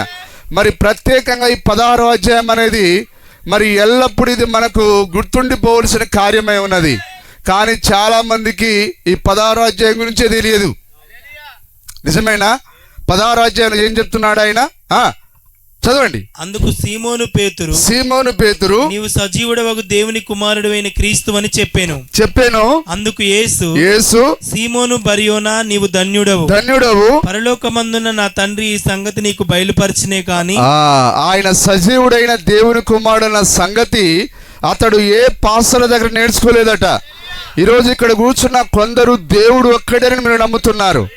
దానికి మీ పాస్టర్ కాదు మీకు నేర్పించింది, దేవుడే. ఆ రోజు పేతురికి ఏ దేవుడైతే బయలుపాటిచ్చాడో ఆ దేవుడే ఈరోజు మనకు బయలుపాటిచ్చి ఉన్నాడు. ఈ యొక్క కాలంలో, మహా మోసకరమైన ఈ కాలంలో, దేవుడు ముగ్గురని నమ్ముతున్న ఈ కాలంలో దేవుడు ఒక్కడని నమ్మడం అనేది అది బయలుపాటు తప్ప మరొకటి కాదు.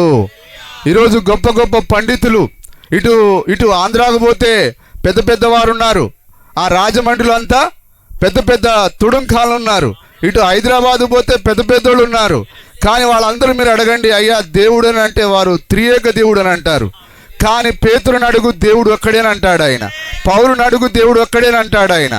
మరి మనల్ని అడిగిన దేవుడు మనం ఒక్కడని చెప్తాం. అందుకొరకే పేతురుతో దేవుడు అంటున్నాడు, ఎవరైతే దేవుడు ఒక్కడని నమ్ముతారో వారు ధన్యులై ఉన్నారు. సీమోను బరియోనా. హల్లెలూయా. అంటే యోనా కుమారుడు వైడ సీమోను. వారి తండ్రి పేరు యోనా. యోనా. సీమోను బరియోనా, నీవు ధన్యుడవు, ధన్యుడవు, పరలోకమందున నా తండ్రి ఈ సంగతి నీకు బయలుపరచనే ఆ, కానీ. ఎవరు బయలుపరిచారట? ఉన్నారా సార్ ఇక్కడ అందరూ? ఇక్కడే ఉన్నారా? మరి దేవునికి మహిమ చెల్లిద్దామా? హల్లెలూయా. సీమోను బరియోనా, నీవు ధన్యుడవు, ధన్యుడవు, పరలోకమందున నా తండ్రి ఈ సంగతి నీకు బయలుపరచనే కానీ. బయలుపరచనే గాని నరులు నీకు బయలుపరచలేదు. నరులు నీకు బయలుపరచలేదు. హల్లెలూయా. కాబట్టి ఒక స్త్రీ చక్కగా స్త్రీ వలె జీవించాలని ఆమెకి ఏం కావాలి? పరలోకం నుంచి ఒక బయలుపాటు రావాలి. ఒక పురుషుడు తన భార్యను చక్కగా ప్రేమించాలని ఏం కావాలి? పరలోకం నుంచి బయలుపాటు రావాలి. హల్లెలూయా. మరి కానీ ఇదొక్కటే చూస్తున్నాడు తప్ప నీవు ఒక మంచి క్రైస్తవ జీవితాన్ని జీవించాలంటే ఆ పేతురికి ఏ విధంగా అయితే తండ్రి దగ్గర నుంచి బయలుపాటు వచ్చిందో ఒక కుటుంబాన్ని నువ్వు చక్కగా నడిపించాలన్నా నీకు అదే బయలుపాటు కావాలి. హల్లెలూయా. దేవుని నామానికి మహిమ కలుగును గాక. మరి ఎంతమంది ఈరోజు క్రైస్తవులలో కోడలను కుమార్తెగా చూసేవారు ఉన్నారు? కానీ నయోమి దేవుని ఆత్మ కలిగిన ఆమె కోడలుగా చూడలేదు కానీ కూతురుగా చూసింది. కానీ ఎప్పుడు పేరు నయోమి ఉంటుంది కానీ గయ్యాలి. హల్లెలూయా. ప్రేమించరు. కుక్కల పైన కోళ్ళ పైన తిట్టే వారు కూడా ఇప్పుడు నయోమి పేరు మీద చలామణి అవుతున్నారు. ఆ నయోమి పరలోకంలో ఉంటుంది కానీ ఈ నయోమి పాతాళంలో ఉంటుంది. ఆ నయోమిలో ఉన్న దేవుడు నీలో ఉంటే నీ కోడలను ఎట్లా ప్రేమిస్తావు? అదే కుమార్తెలాగా ప్రేమిస్తావు. హల్లెలూయా. మరి కుమారుని ప్రేమించే నీవు కోడలను ఎందుకు ప్రేమించలేవు? అంటే నీలో దేవుడు లేడు కాబట్టి, నీకు దేవుని వాక్య బయలుపాటు లేదు కాబట్టి, లేనందున నీవు ఆ కార్యాన్ని చేయలేకపోతున్నావు. నిజమేనా? దేవుడు అంటే ఏదో ఫోటో కాదు, దేవుడు అంటే వాక్యం రాసుకోవడం కాదు. దేవుడు అనగా బయలుపాటు అనగా నీవు జీవించవలసిన ఒక మంచి జీవితమై ఉన్నది. నువ్వు ఒక క్రైస్తవ జీవితాన్ని జీవిస్తున్నావంటే ఆ బయలుపాటు నీకు దేవుని దగ్గర నుంచి వచ్చిందని. బయలుపాటు దేవుని దగ్గర నుంచి రాకుండా నువ్వు ఒక మంచి జీవితాన్ని జీవించలేవు. అందుకొరకే ఇక్కడ పేతురుతో మాట్లాడుతున్నాడు ఆయన. నీవు ధన్యుడవు, నీవు పేతురువు, ఈ బండ మీద నా సంఘమును కట్టుదును. ఈ బండ మీద నా సంఘమును కట్టుదును. బండ అంటే ఏంటిది చెప్పండి? ప్రత్యక్షత. మరి ఆయన సంఘాన్ని దేని మీద కడతాడట? ఆయన ప్రత్యక్షత పైన కడతా అంటున్నాడు ఆయన. కానీ చాలా మందికి ఈ బండ ఏంటిది? రోకల బండనా లేకపోతే మరొక బండనా? కాదు సార్, ఇది అక్షరాల బయలుపాటది. కాబట్టి ఆయన తన సంఘాన్ని బయలుపాటు మీద కడతాడు ఆయన. కానీ ఈరోజు చాలా మంది ఏం చేయబోతున్నారు? బైబిల్ కళాశాల పైన మేము సంఘాన్ని కడతాం, బైబిల్ సెమినార్ల పైన మేము సంఘాన్ని కడతాం. సెమినార్లతో నువ్వు దేవునికి ఒక వధువును కట్టలేవు. హల్లెలూయా. దేవుని కొరకు ఒక వధువును తయారు చేయాలంటే, ఒక పెళ్లి కుమార్తెను తయారు చేయాలంటే అది బయలుపాటుతోనే మనం తయారు చేయగలం. కాబట్టి ఒక విశ్వాసిని మనం ఎక్కడికి తీసుకొని రావాలంటే దేవుని సన్నిధికి తీసుకొని రావాలి, ఆత్మిక సన్నిధికి తీసుకొని రావాలి. సోదరుడా, నేను నీకు ఎలాంటి బయలుపాటు ఇవ్వలేను కానీ ఆ రోజు అపోస్తలులకు దేవుడు ఏ బయలుపాటు అయితే ఇచ్చాడో ఆ దేవుడే నీకు బయలుపాటు ఇవ్వాలి. అప్పుడే నీకు ఈ కార్యాలను అర్థమవుతాయి. కాబట్టి నువ్వు దేవుని కొరకు కనిపెట్టమని మనం చెప్పాలి. అంతే తప్ప నువ్వు మా దగ్గరికి రా, అది చేయి ఇది చేయమంటే బయలుపాటు రానే రాదు. హల్లెలూయా. మరియు నీవు పేతురువు, ఈ బండ మీద నా సంఘమును కట్టుదును. ఈ ప్రత్యక్షత మీద నా సంఘమును కట్టుదును. పాతాళలోక ద్వారములు దాని ఎదుట నిలవనేరవని. పాతాళలోక ద్వారములు. మరి ఆయన ఇర్మియాని ఏలియాని నమ్మడం ఏంటిది? పాతాళలోక ద్వారాలు. అలాగనే దేవుడు ఒక్కడు కాదు, త్రియేక త్రిత్వము. వారు ముగ్గురు సమానమై ఉన్నారు. వారు ముగ్గురు త్రిమూర్తుల్లాగా ఇట్లా. ఇంకో ఆయన ఫోటోలో చూస్తారు కదా, ముగ్గురు హీరోల్లాగా వాళ్ళు ముగ్గురు నిలబడుకొని ఉన్నారు, సమానం వాళ్ళు.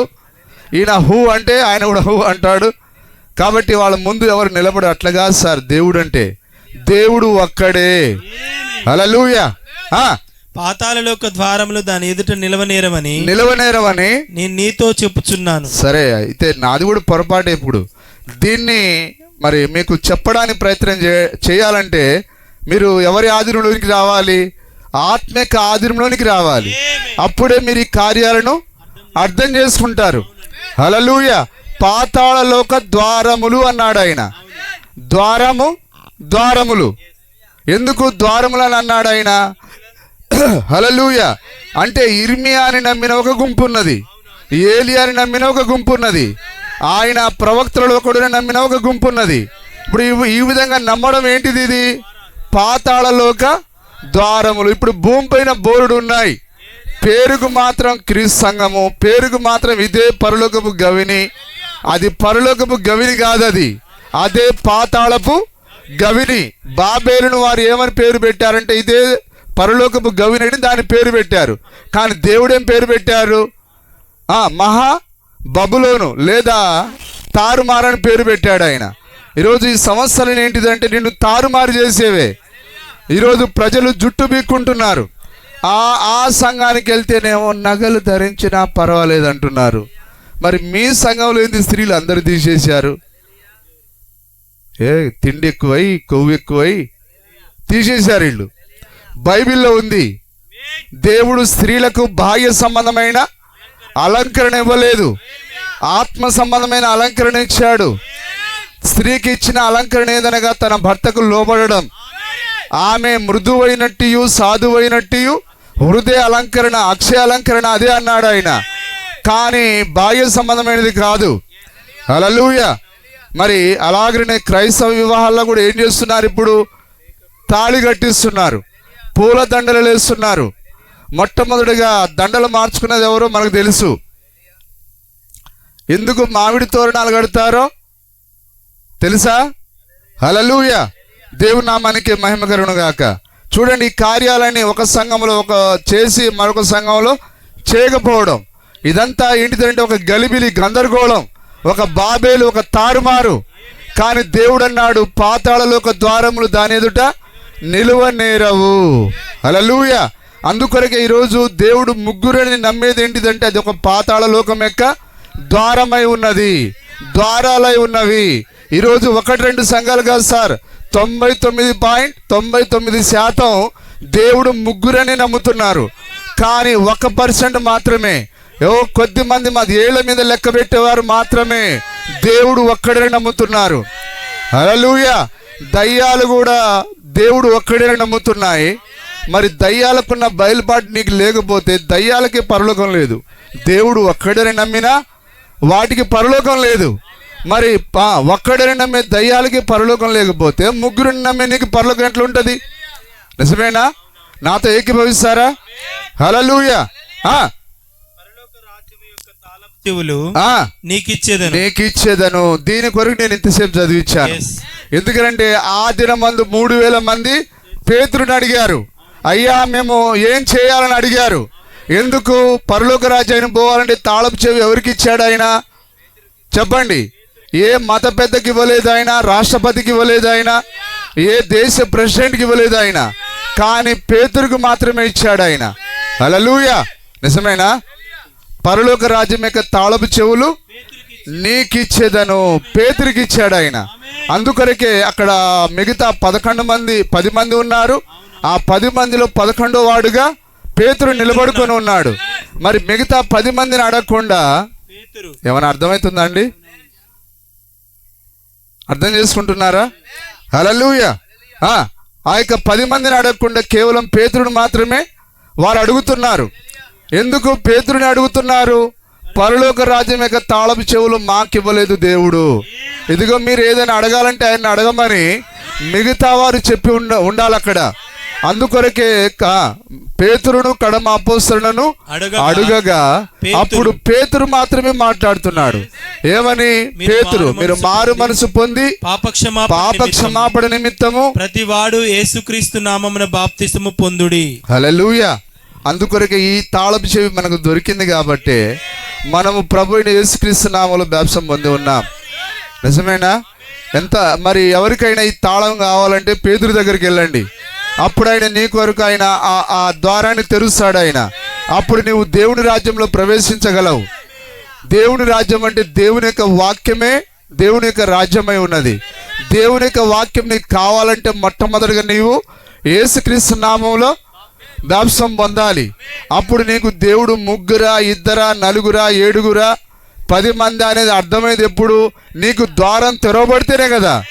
నువ్వు ఆ రాజ్యంలో ప్రవేశిస్తేనే రాజు ఎవరో మరి ఆ దూతలు ఎవరో నీకు అర్థమవుతుంది.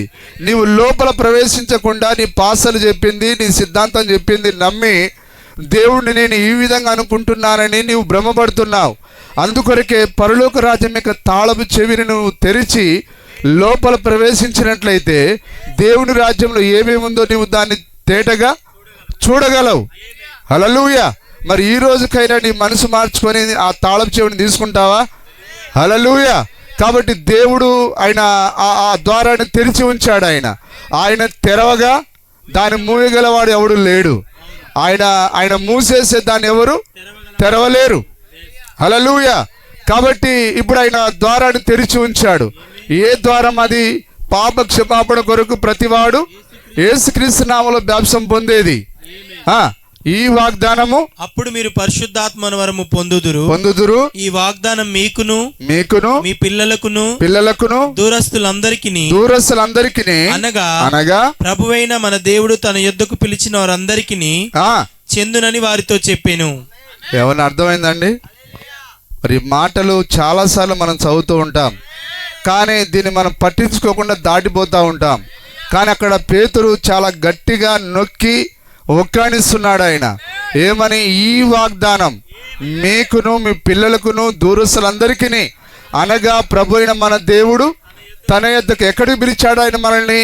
మనం ఎక్కడి నుంచి అయితే పడిపోయామో, ఎక్కడి నుంచి పడిపోయాం మనం? ఆ గొప్ప మహిమలో నుంచి మనం పడిపోయాం. ఆ ఏదేను నుంచి మనం పడిపోయాం. నిజమైన ఆ దేవుని రాజ్యం నుంచి మనం పడిపోయాం. తిరిగి ఆయన మనల్ని అక్కడికి ఆహ్వానిస్తున్నాడు. ఆయన పరలోక రాజ్యానికి ఆహ్వానిస్తున్నాడు ఆయన. కాబట్టి దేవుడు ముందుగా ఎవరైతే నిర్ణయించుకున్నాడో, ఎవరికైతే పరలోకం ఇవ్వాలని అనుకున్నాడో ఆయన వారందరినీ దేని ద్వారా పిలుస్తున్నాడు ఆయన? అదే యేసుక్రీస్తు నామములో బాప్తిసం పొందుట ద్వారా. ఈ వాగ్దానం మీకును మీ పిల్లలకును దూరస్తులందరికీ అనగా ప్రభువైన మన దేవుడు తన యొద్దకు పిలిచిన వారందరికీ చెందునని వారితో చెప్పాను. హల్లెలూయా. ఈ వాగ్దానం ప్రభువైన దేవుడు తన యొద్దకు ఎవరెవరైతే పిలిచాడో వారికి మాత్రమే. అందుకొరకే మిగతా వారు తండ్రి కుమారు నామములో ఎందుకు బాప్తిసం పొందుతున్నారు? అయ్యా, ఆ దేవుడు మమ్మల్ని పిలవలేదు కాబట్టి మేము యేసుక్రీస్తు నామములో బాప్తిసం పొందము, మాకు అందులో ప్రవేశించడానికి అర్హత లేదు కాబట్టి మేము యేసుక్రీస్తు నామములో బాప్తిసం పొందము. హల్లెలూయా. కానీ నువ్వు పరలోకానికి పోతే అక్కడ ఒకే ఒక సింహాసనం ఉన్నది. ఆ ఒక సింహాసనం పైన ఒకే దేవుడు కూర్చొని ఉన్నాడు. ఆ సింహాసనం చుట్టూ ఆ యొక్క 24 పెద్దలు 4 జీవులు ఆయనకు సాష్టాంగ నమస్కారం చేస్తున్నాయి. మరి అక్కడ 3 సింహాసనాలు లేవు. హల్లెలూయా. ఒకే ఒక సింహాసనం ఉన్నది. ఆ సింహాసనమే దేవునిది. ఆ దేవుడే ప్రభువైన యేసుక్రీస్తు అయి ఉన్నాడు. కాబట్టి ప్రభువైన దేవుడు నిన్ను తన రాజ్యానికి ఆహ్వానిస్తున్నాడు. ఆయన నువ్వు ఎలా రాగలవు? సిఎస్ఐ ద్వారా రాలేవు, బ్యాప్టిస్ట్ ద్వారా రాలేవు, మెథడిస్ట్ ద్వారా రాలేవు, ఏదో ఒక దేశం యొక్క చట్టం ద్వారా రాలేవు. కానీ ఒకే ఒక అపోస్తల బోధ ద్వారా మాత్రమే నువ్వు దేవుని రాజ్యానికి రాగలవు. అందుకొరకే దేవుడు నిన్ను ఏ విధంగా పిలుస్తున్నాడు? ఆయన ఏదో రకరకాల సిద్ధాంతాల ఆచారాల ద్వారా నిన్ను పిలవట్లేడు ఆయన, కానీ తన వాక్యం అనే ఆ ద్వారం ద్వారా పిలుస్తున్నాడు ఆయన. అందుకొరకే అన్నాడు, నేనే ద్వారం అన్నాడు ఆయన, నేనే మార్గం అన్నాడు ఆయన, నేనే సత్యం అన్నాడు ఆయన. కాబట్టి నువ్వు దేవుని ద్వారా తప్ప వేరొక మార్గంలో దేవుని రాజ్యంలో ప్రవేశించలేవు. హల్లెలూయా. కాబట్టి క్రైస్తవ్యానికి ఉన్న మరి ఆ గుండెకాయ ఏదంటే, ధైర్యం ఏదంటే పునరుద్ధానం, మరణం తర్వాత తిరిగి లేచేది ఒకటి ఉన్నది. అందుకొరకు యేసుక్రీస్తు యొక్క సమాధి ఇంకా ఖాళీగా ఉన్నది.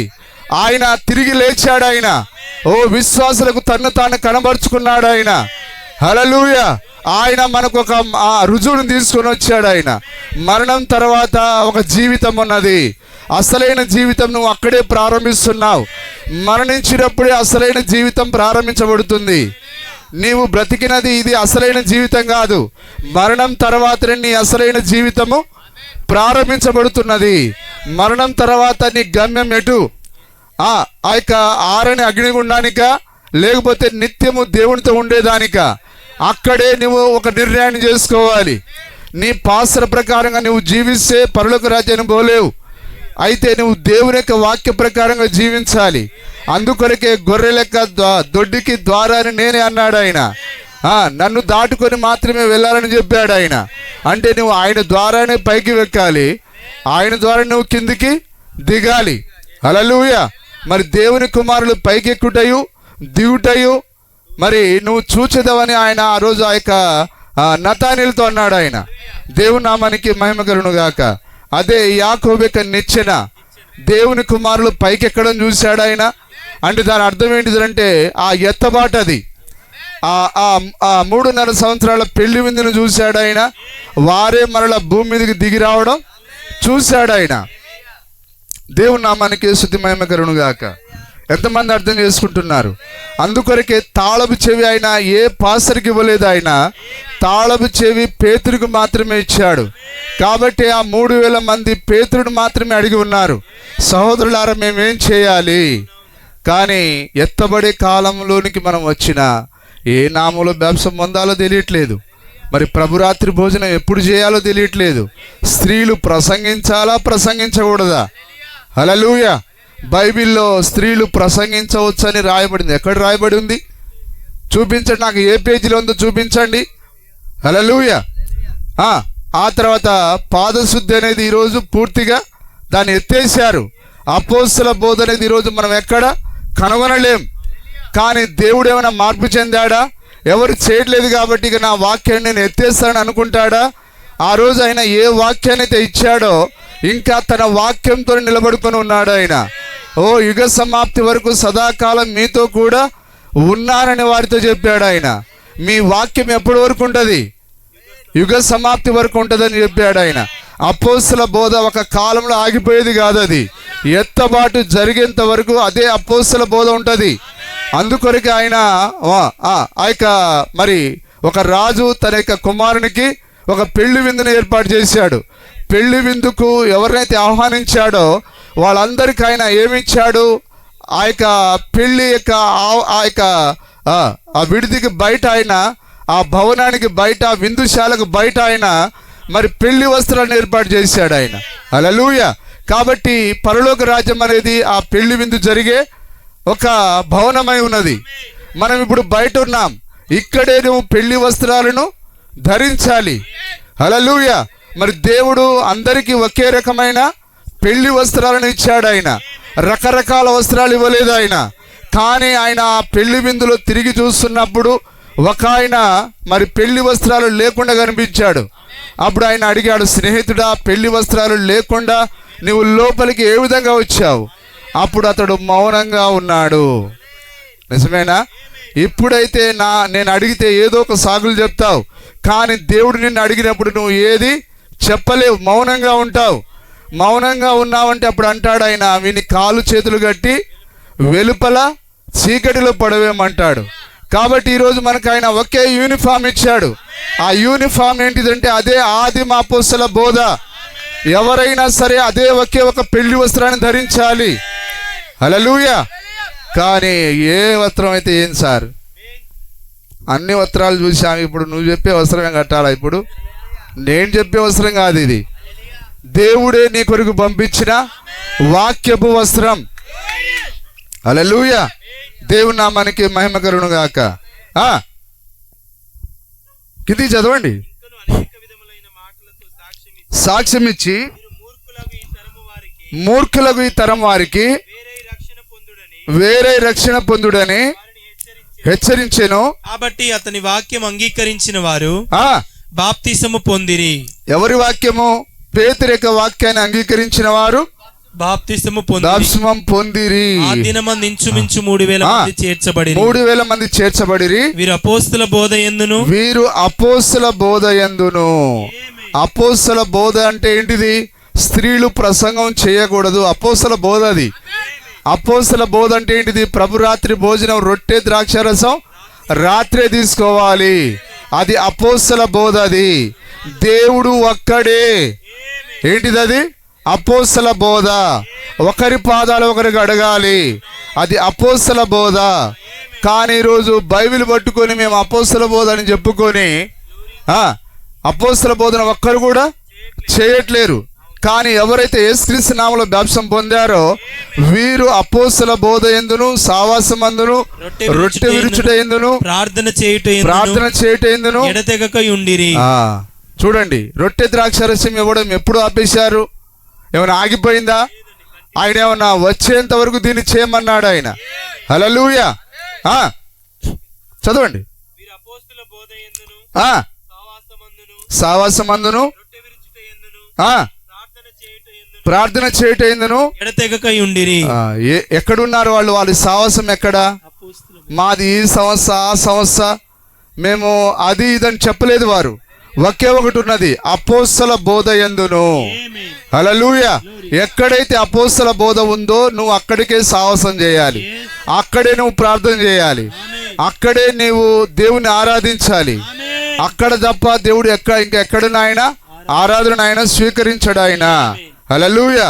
జ్ఞానంతో తెలివితో మాట్లాడే వారి దగ్గర పోతారంటే నీ ఇష్టం అది, కానీ అక్కడ దేవుడైతే లేడక్కడ. హల్లెలూయా. చూడండి, ఆ యొక్క ఎఫెసీ పత్రిక 4వ అధ్యాయం 11 వచ్చిన ఒకసారి చూడండి. ఎఫెసీ పత్రిక 4:11.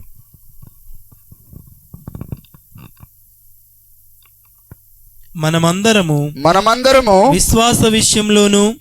విశ్వాస విషయంలోను దేవుని కుమారుని గూర్చిన జ్ఞానం విషయంలోను ఏకత్వం పొంది సంపూర్ణ పురుషుల మగు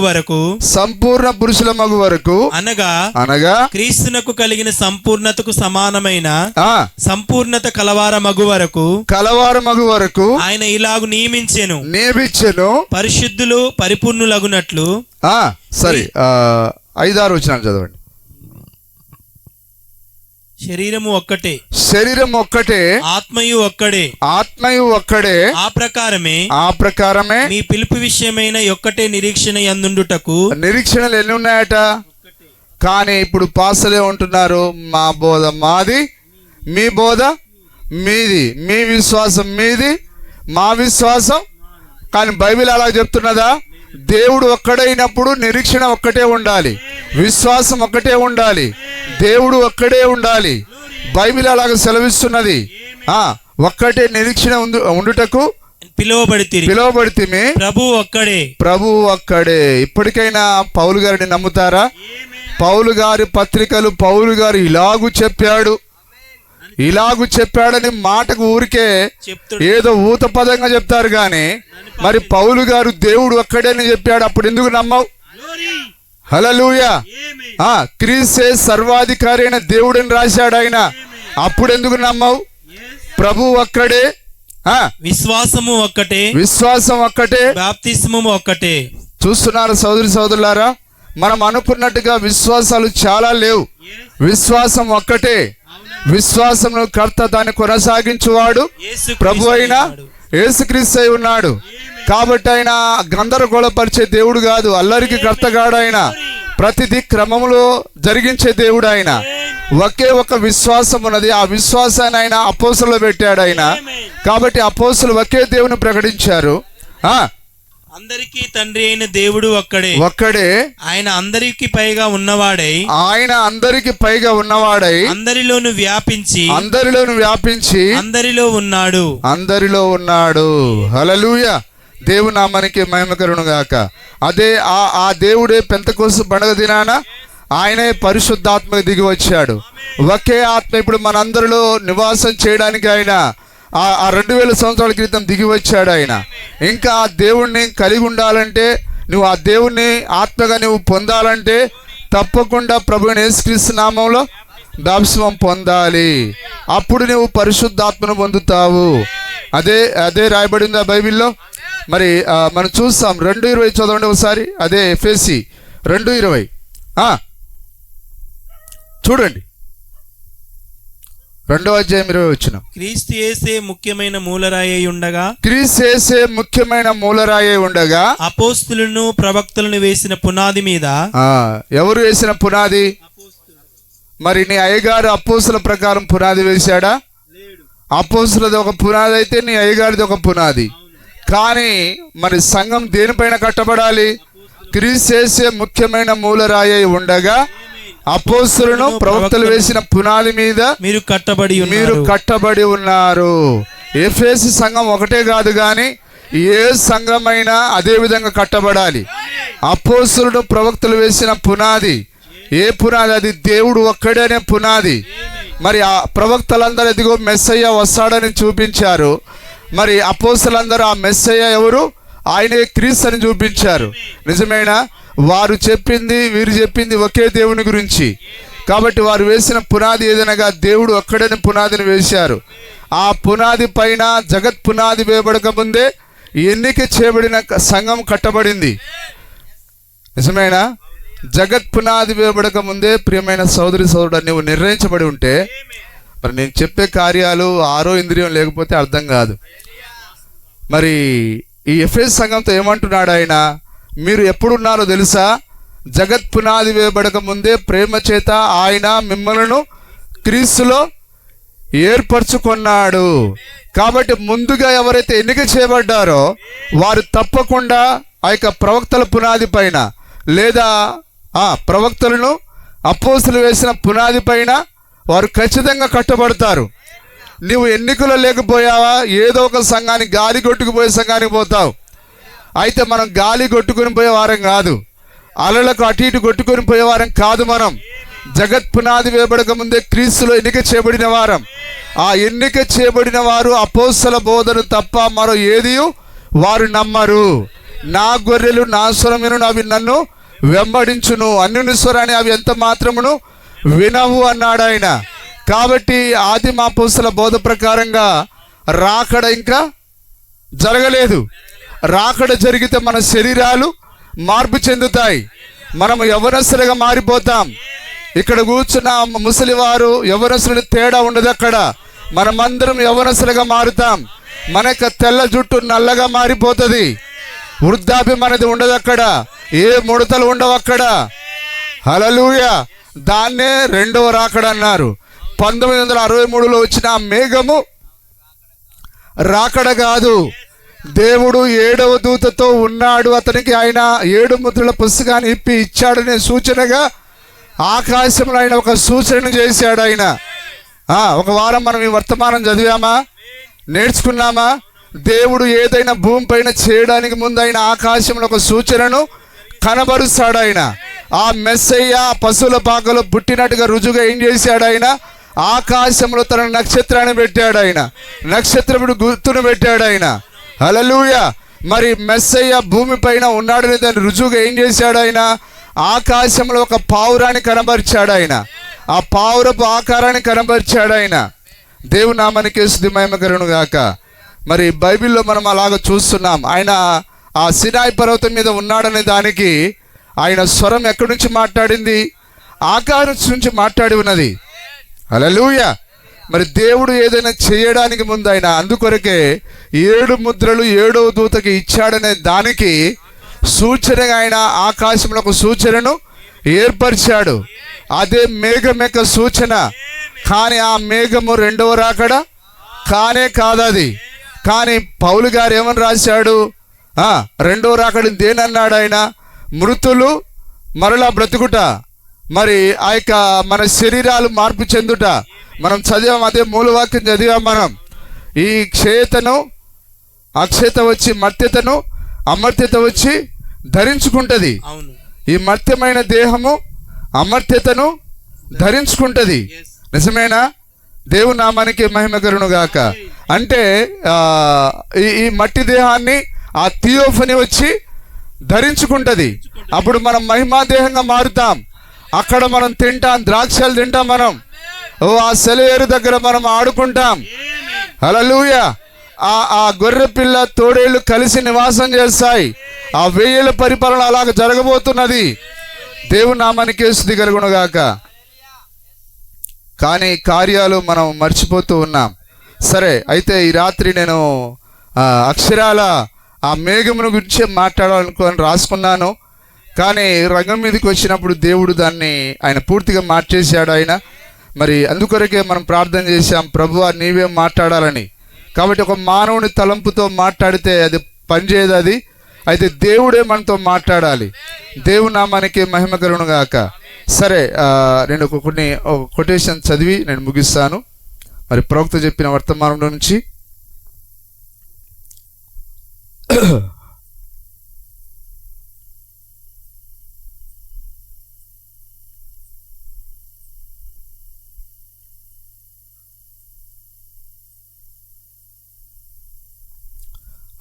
బూరల పండుగ అనే వర్తమానంలో 121 పేర దీనిని ప్రవక్త 64వ సంవత్సరము 7వ నెలలో బోధించాడు.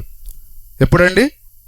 64వ సంవత్సరం 7వ నెల 19వ తారీఖు. దేవుడు ఆమె శరీరమును మార్చెను. ఎవరి శరీరాన్ని? శారా యొక్క శరీరాన్ని మార్చాడు ఆయన. వారు ఇస్సాకును పొందాలంటే వారు శారా 20 సంవత్సరాల వయసులోకి రావాలి. బైబిల్లో అది జరిగింది తెలుసా ఎవరికైనా? తెలియదు. సంఘ శాఖలు అయితే అసలు బొత్తిగా తెలియదు. హల్లెలూయా. వృద్ధాప్యంలో ఉన్న అబ్రహాము శారా బిడ్డలను కనలేరు. అందుకొరకే దేవుడు వారికి ఇస్సాకునివ్వడానికి ముందుగా వారి శరీరాలను ఆయన మార్పు చెందించాడు ఆయన. ఇప్పుడు మన ఇస్సాకు ఎవరు? ప్రభు అయిన యేసుక్రీస్తు. నువ్వు ఆ ఇస్సాకును పొందాలంటే నువ్వు తప్పకుండా నీ దేహంలో ఒక మార్పును కలిగి ఉండాలి. ఆ పెళ్లి కుమారుడైన ఇస్సాకును నువ్వు కలుసుకోవాలంటే తప్పకుండా నీ యొక్క ఈ మట్టి దేహము మహిమా దేహంగా మారాలి. హల్లెలూయా. లోతు దినములో జరిగినట్టును నోవాహు దినంలో జరిగినట్టును మరలా జరుగును అన్నాడు ఆయన. లోతు దినంలో ఏం జరిగింది? శారా అబ్రహాముల యొక్క దేహము మార్పు చెందింది. అలాగనే మరలా ఇప్పుడు జరగబోతున్నది. మన దేహాలు మార్పు చెందబోతున్నాయి. ఇప్పుడు ఈ దినములలో ఇది ఒక మర్మం. ఏది? దేవుడు ఆమె శరీరమును మార్చెను మరియు యవ్వనస్తులుగా వారిని చేసెను. ఇది ఒక మర్మము. దానిని ఇప్పుడు ఈ దినములలో మనిషి కుమారుని ద్వారా బయలుపరచబడినది. సాయంకాలపు వర్తమానం చూడండి. వెనుతిరిగి వారు చూచిన చివరి గుర్తు ఏమిటి? శరీర మార్పు. శరీర మార్పు రాకముందే వివేచన వచ్చెను. కుమారుని పొందు ముందుగా ఏమి జరిగెను? దేవుని బూర మ్రోగెను. క్రీస్తునందు మృతులు మొదట లేతురు. క్రొత్త శరీరము. ఆ తర్వాత సజీవులమై నిలిచి ఉన్న మనము కనురెప్ప పాటులో మార్పు పొందుదుము. హల్లెలూయా. ప్రభువును కలుసుకున్నట్టుకు మధ్యాకాశమునికి వెళ్ళుదుము. ఎక్కడికి వెళ్తాం? ఇప్పుడు ఎప్పుడు చెప్తున్నాడు? 63లోనే రాకడ జరిగిపోయిందని అంటే ఇప్పుడు ఆయన 64లో చెప్తున్నాడు. ఆయన కలుసుకోవడానికి మనం మధ్యాకాశమునికి వెళ్ళేదాం. రహస్యం బయలుపడినది, ముద్రలు ఇప్పబడినవి. ఇజ్రాయేల్ కొరకు బూరం రోగును. ఇద్దరు ప్రవక్తలు ప్రత్యక్షమగుటకు సిద్ధంగా ఉన్నారు. ఇద్దరు ప్రవక్తలు ఎవరు? మోసే మరియు ఏలియా. వారు ఆ ప్రవక్తలను నమ్ముతారు. అక్కడ అంటే చనిపోయిన మోసే ఆ యొక్క ఆరోణమైన ఏలియా మళ్ళా రావడం కాదండి. ఏలియాలో ఏ ఆత్మ అయితే ఉన్నదో, మోసేలో ఏ ఆత్మ అయితే ఉన్నదో అదే ఆత్మనిచ్చి ఆయన ఇద్దరు మనుషులను పంపిస్తాడు ఆయన. హల్లెలూయా.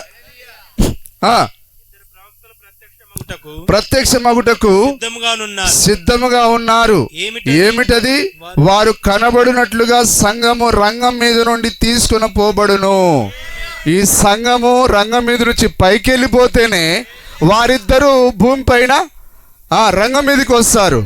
దేవుడు రెండు చోట్ల ఆయన ఒకేసారి పని చేయడు ఆయన.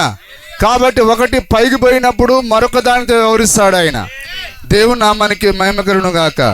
సంఘము రంగం మీద నుండి తీసుకొనబడును. ఇద్దరితో ఒకేసారి ఆయన వ్యవహరించడు. ఆయన అలాగూ ఎన్నడూను చేయడు. చూచారా? హల్లెలూయా. కాబట్టి మనం అందరం ఎందుకున్నాం ఇక్కడ? ఆయనకు రాకడ కొరకు ఎదురు చూస్తూ ఉన్నాం. నిజమేనా? సరే, చివరిగా ఒకటి చదువుదాం. 63వ సంవత్సరం 6వ నెల 23వ తారీఖు. ఖాళీలో నిలుచుట.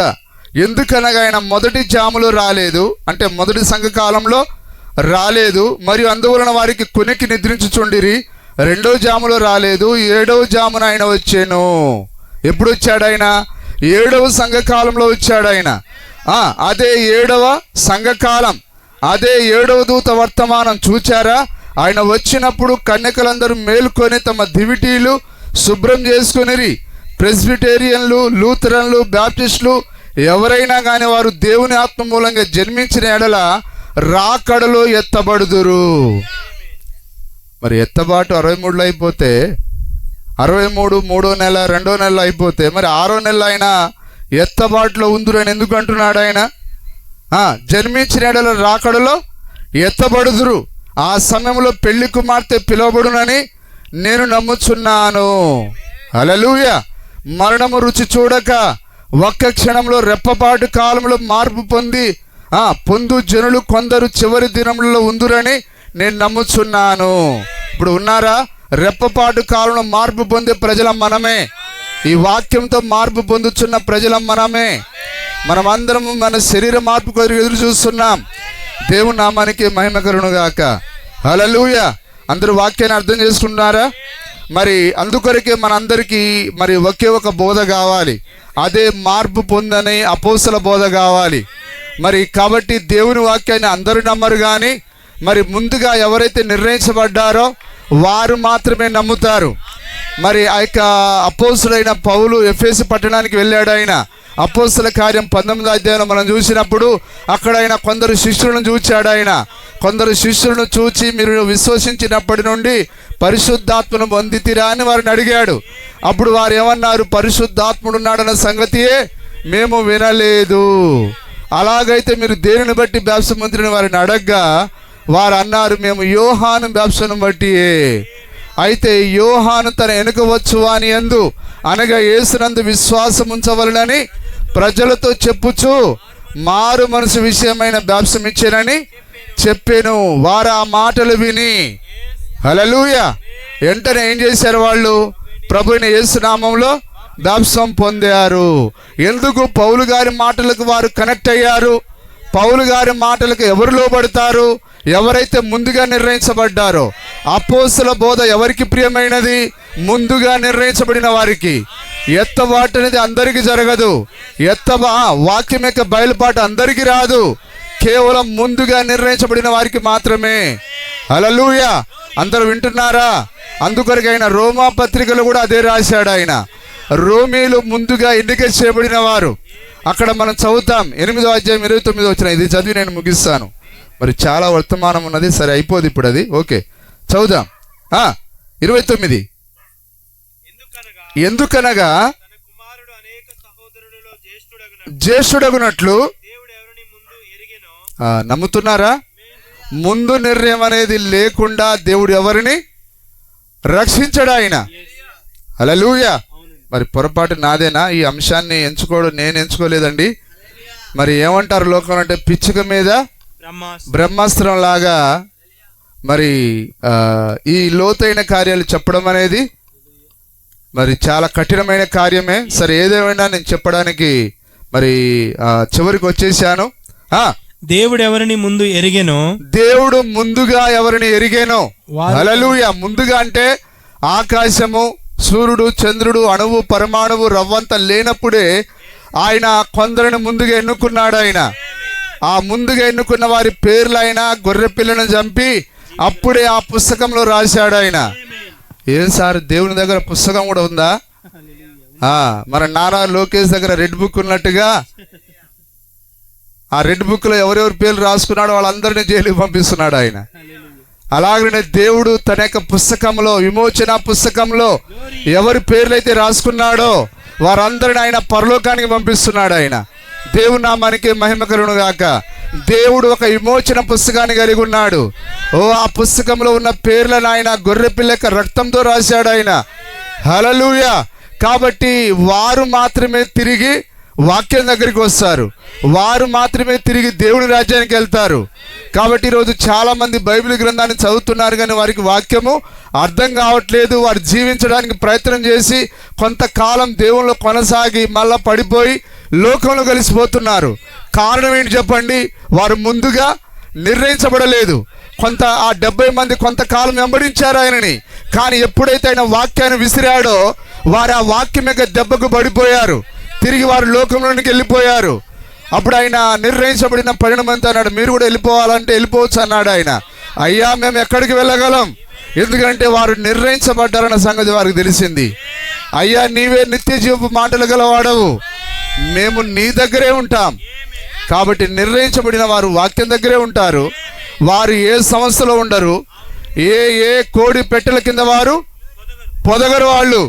హల్లెలూయా. ఒక పక్షిరాజు, తల్లి పక్షిరాజు ఆ పిల్ల పక్షిరాజును పిలిచినట్లుగా ఓ మనల్ని తన కేకతో పిలిచాడు ఆయన.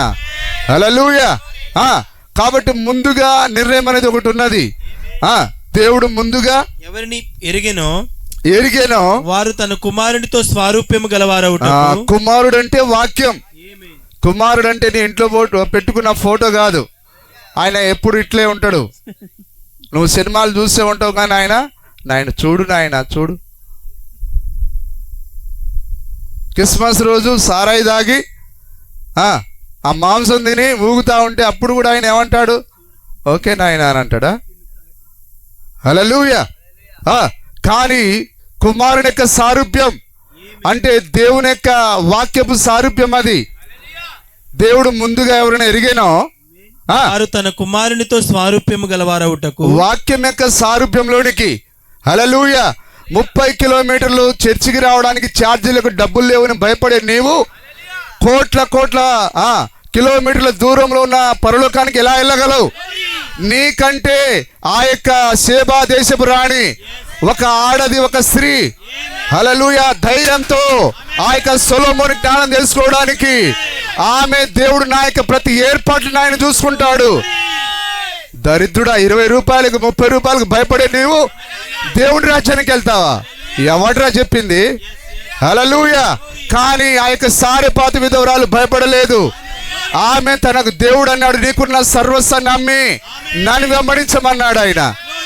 కానుక వేయడానికి డబ్బులు కావాలి, ఛార్జీలకు డబ్బులు కావాలి.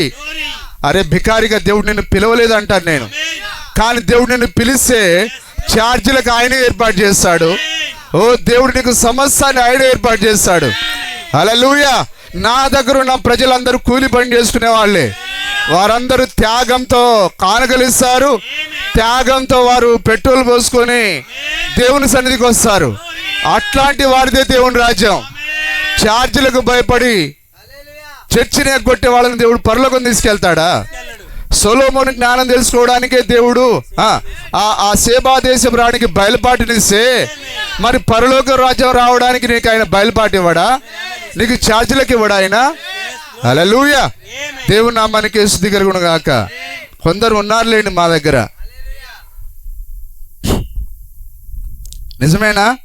ఆమె అనుకున్నది ఏది ఏమైనా సరే నేను సొలొమోనుకి జ్ఞానాన్ని తెలుసుకోవాలి.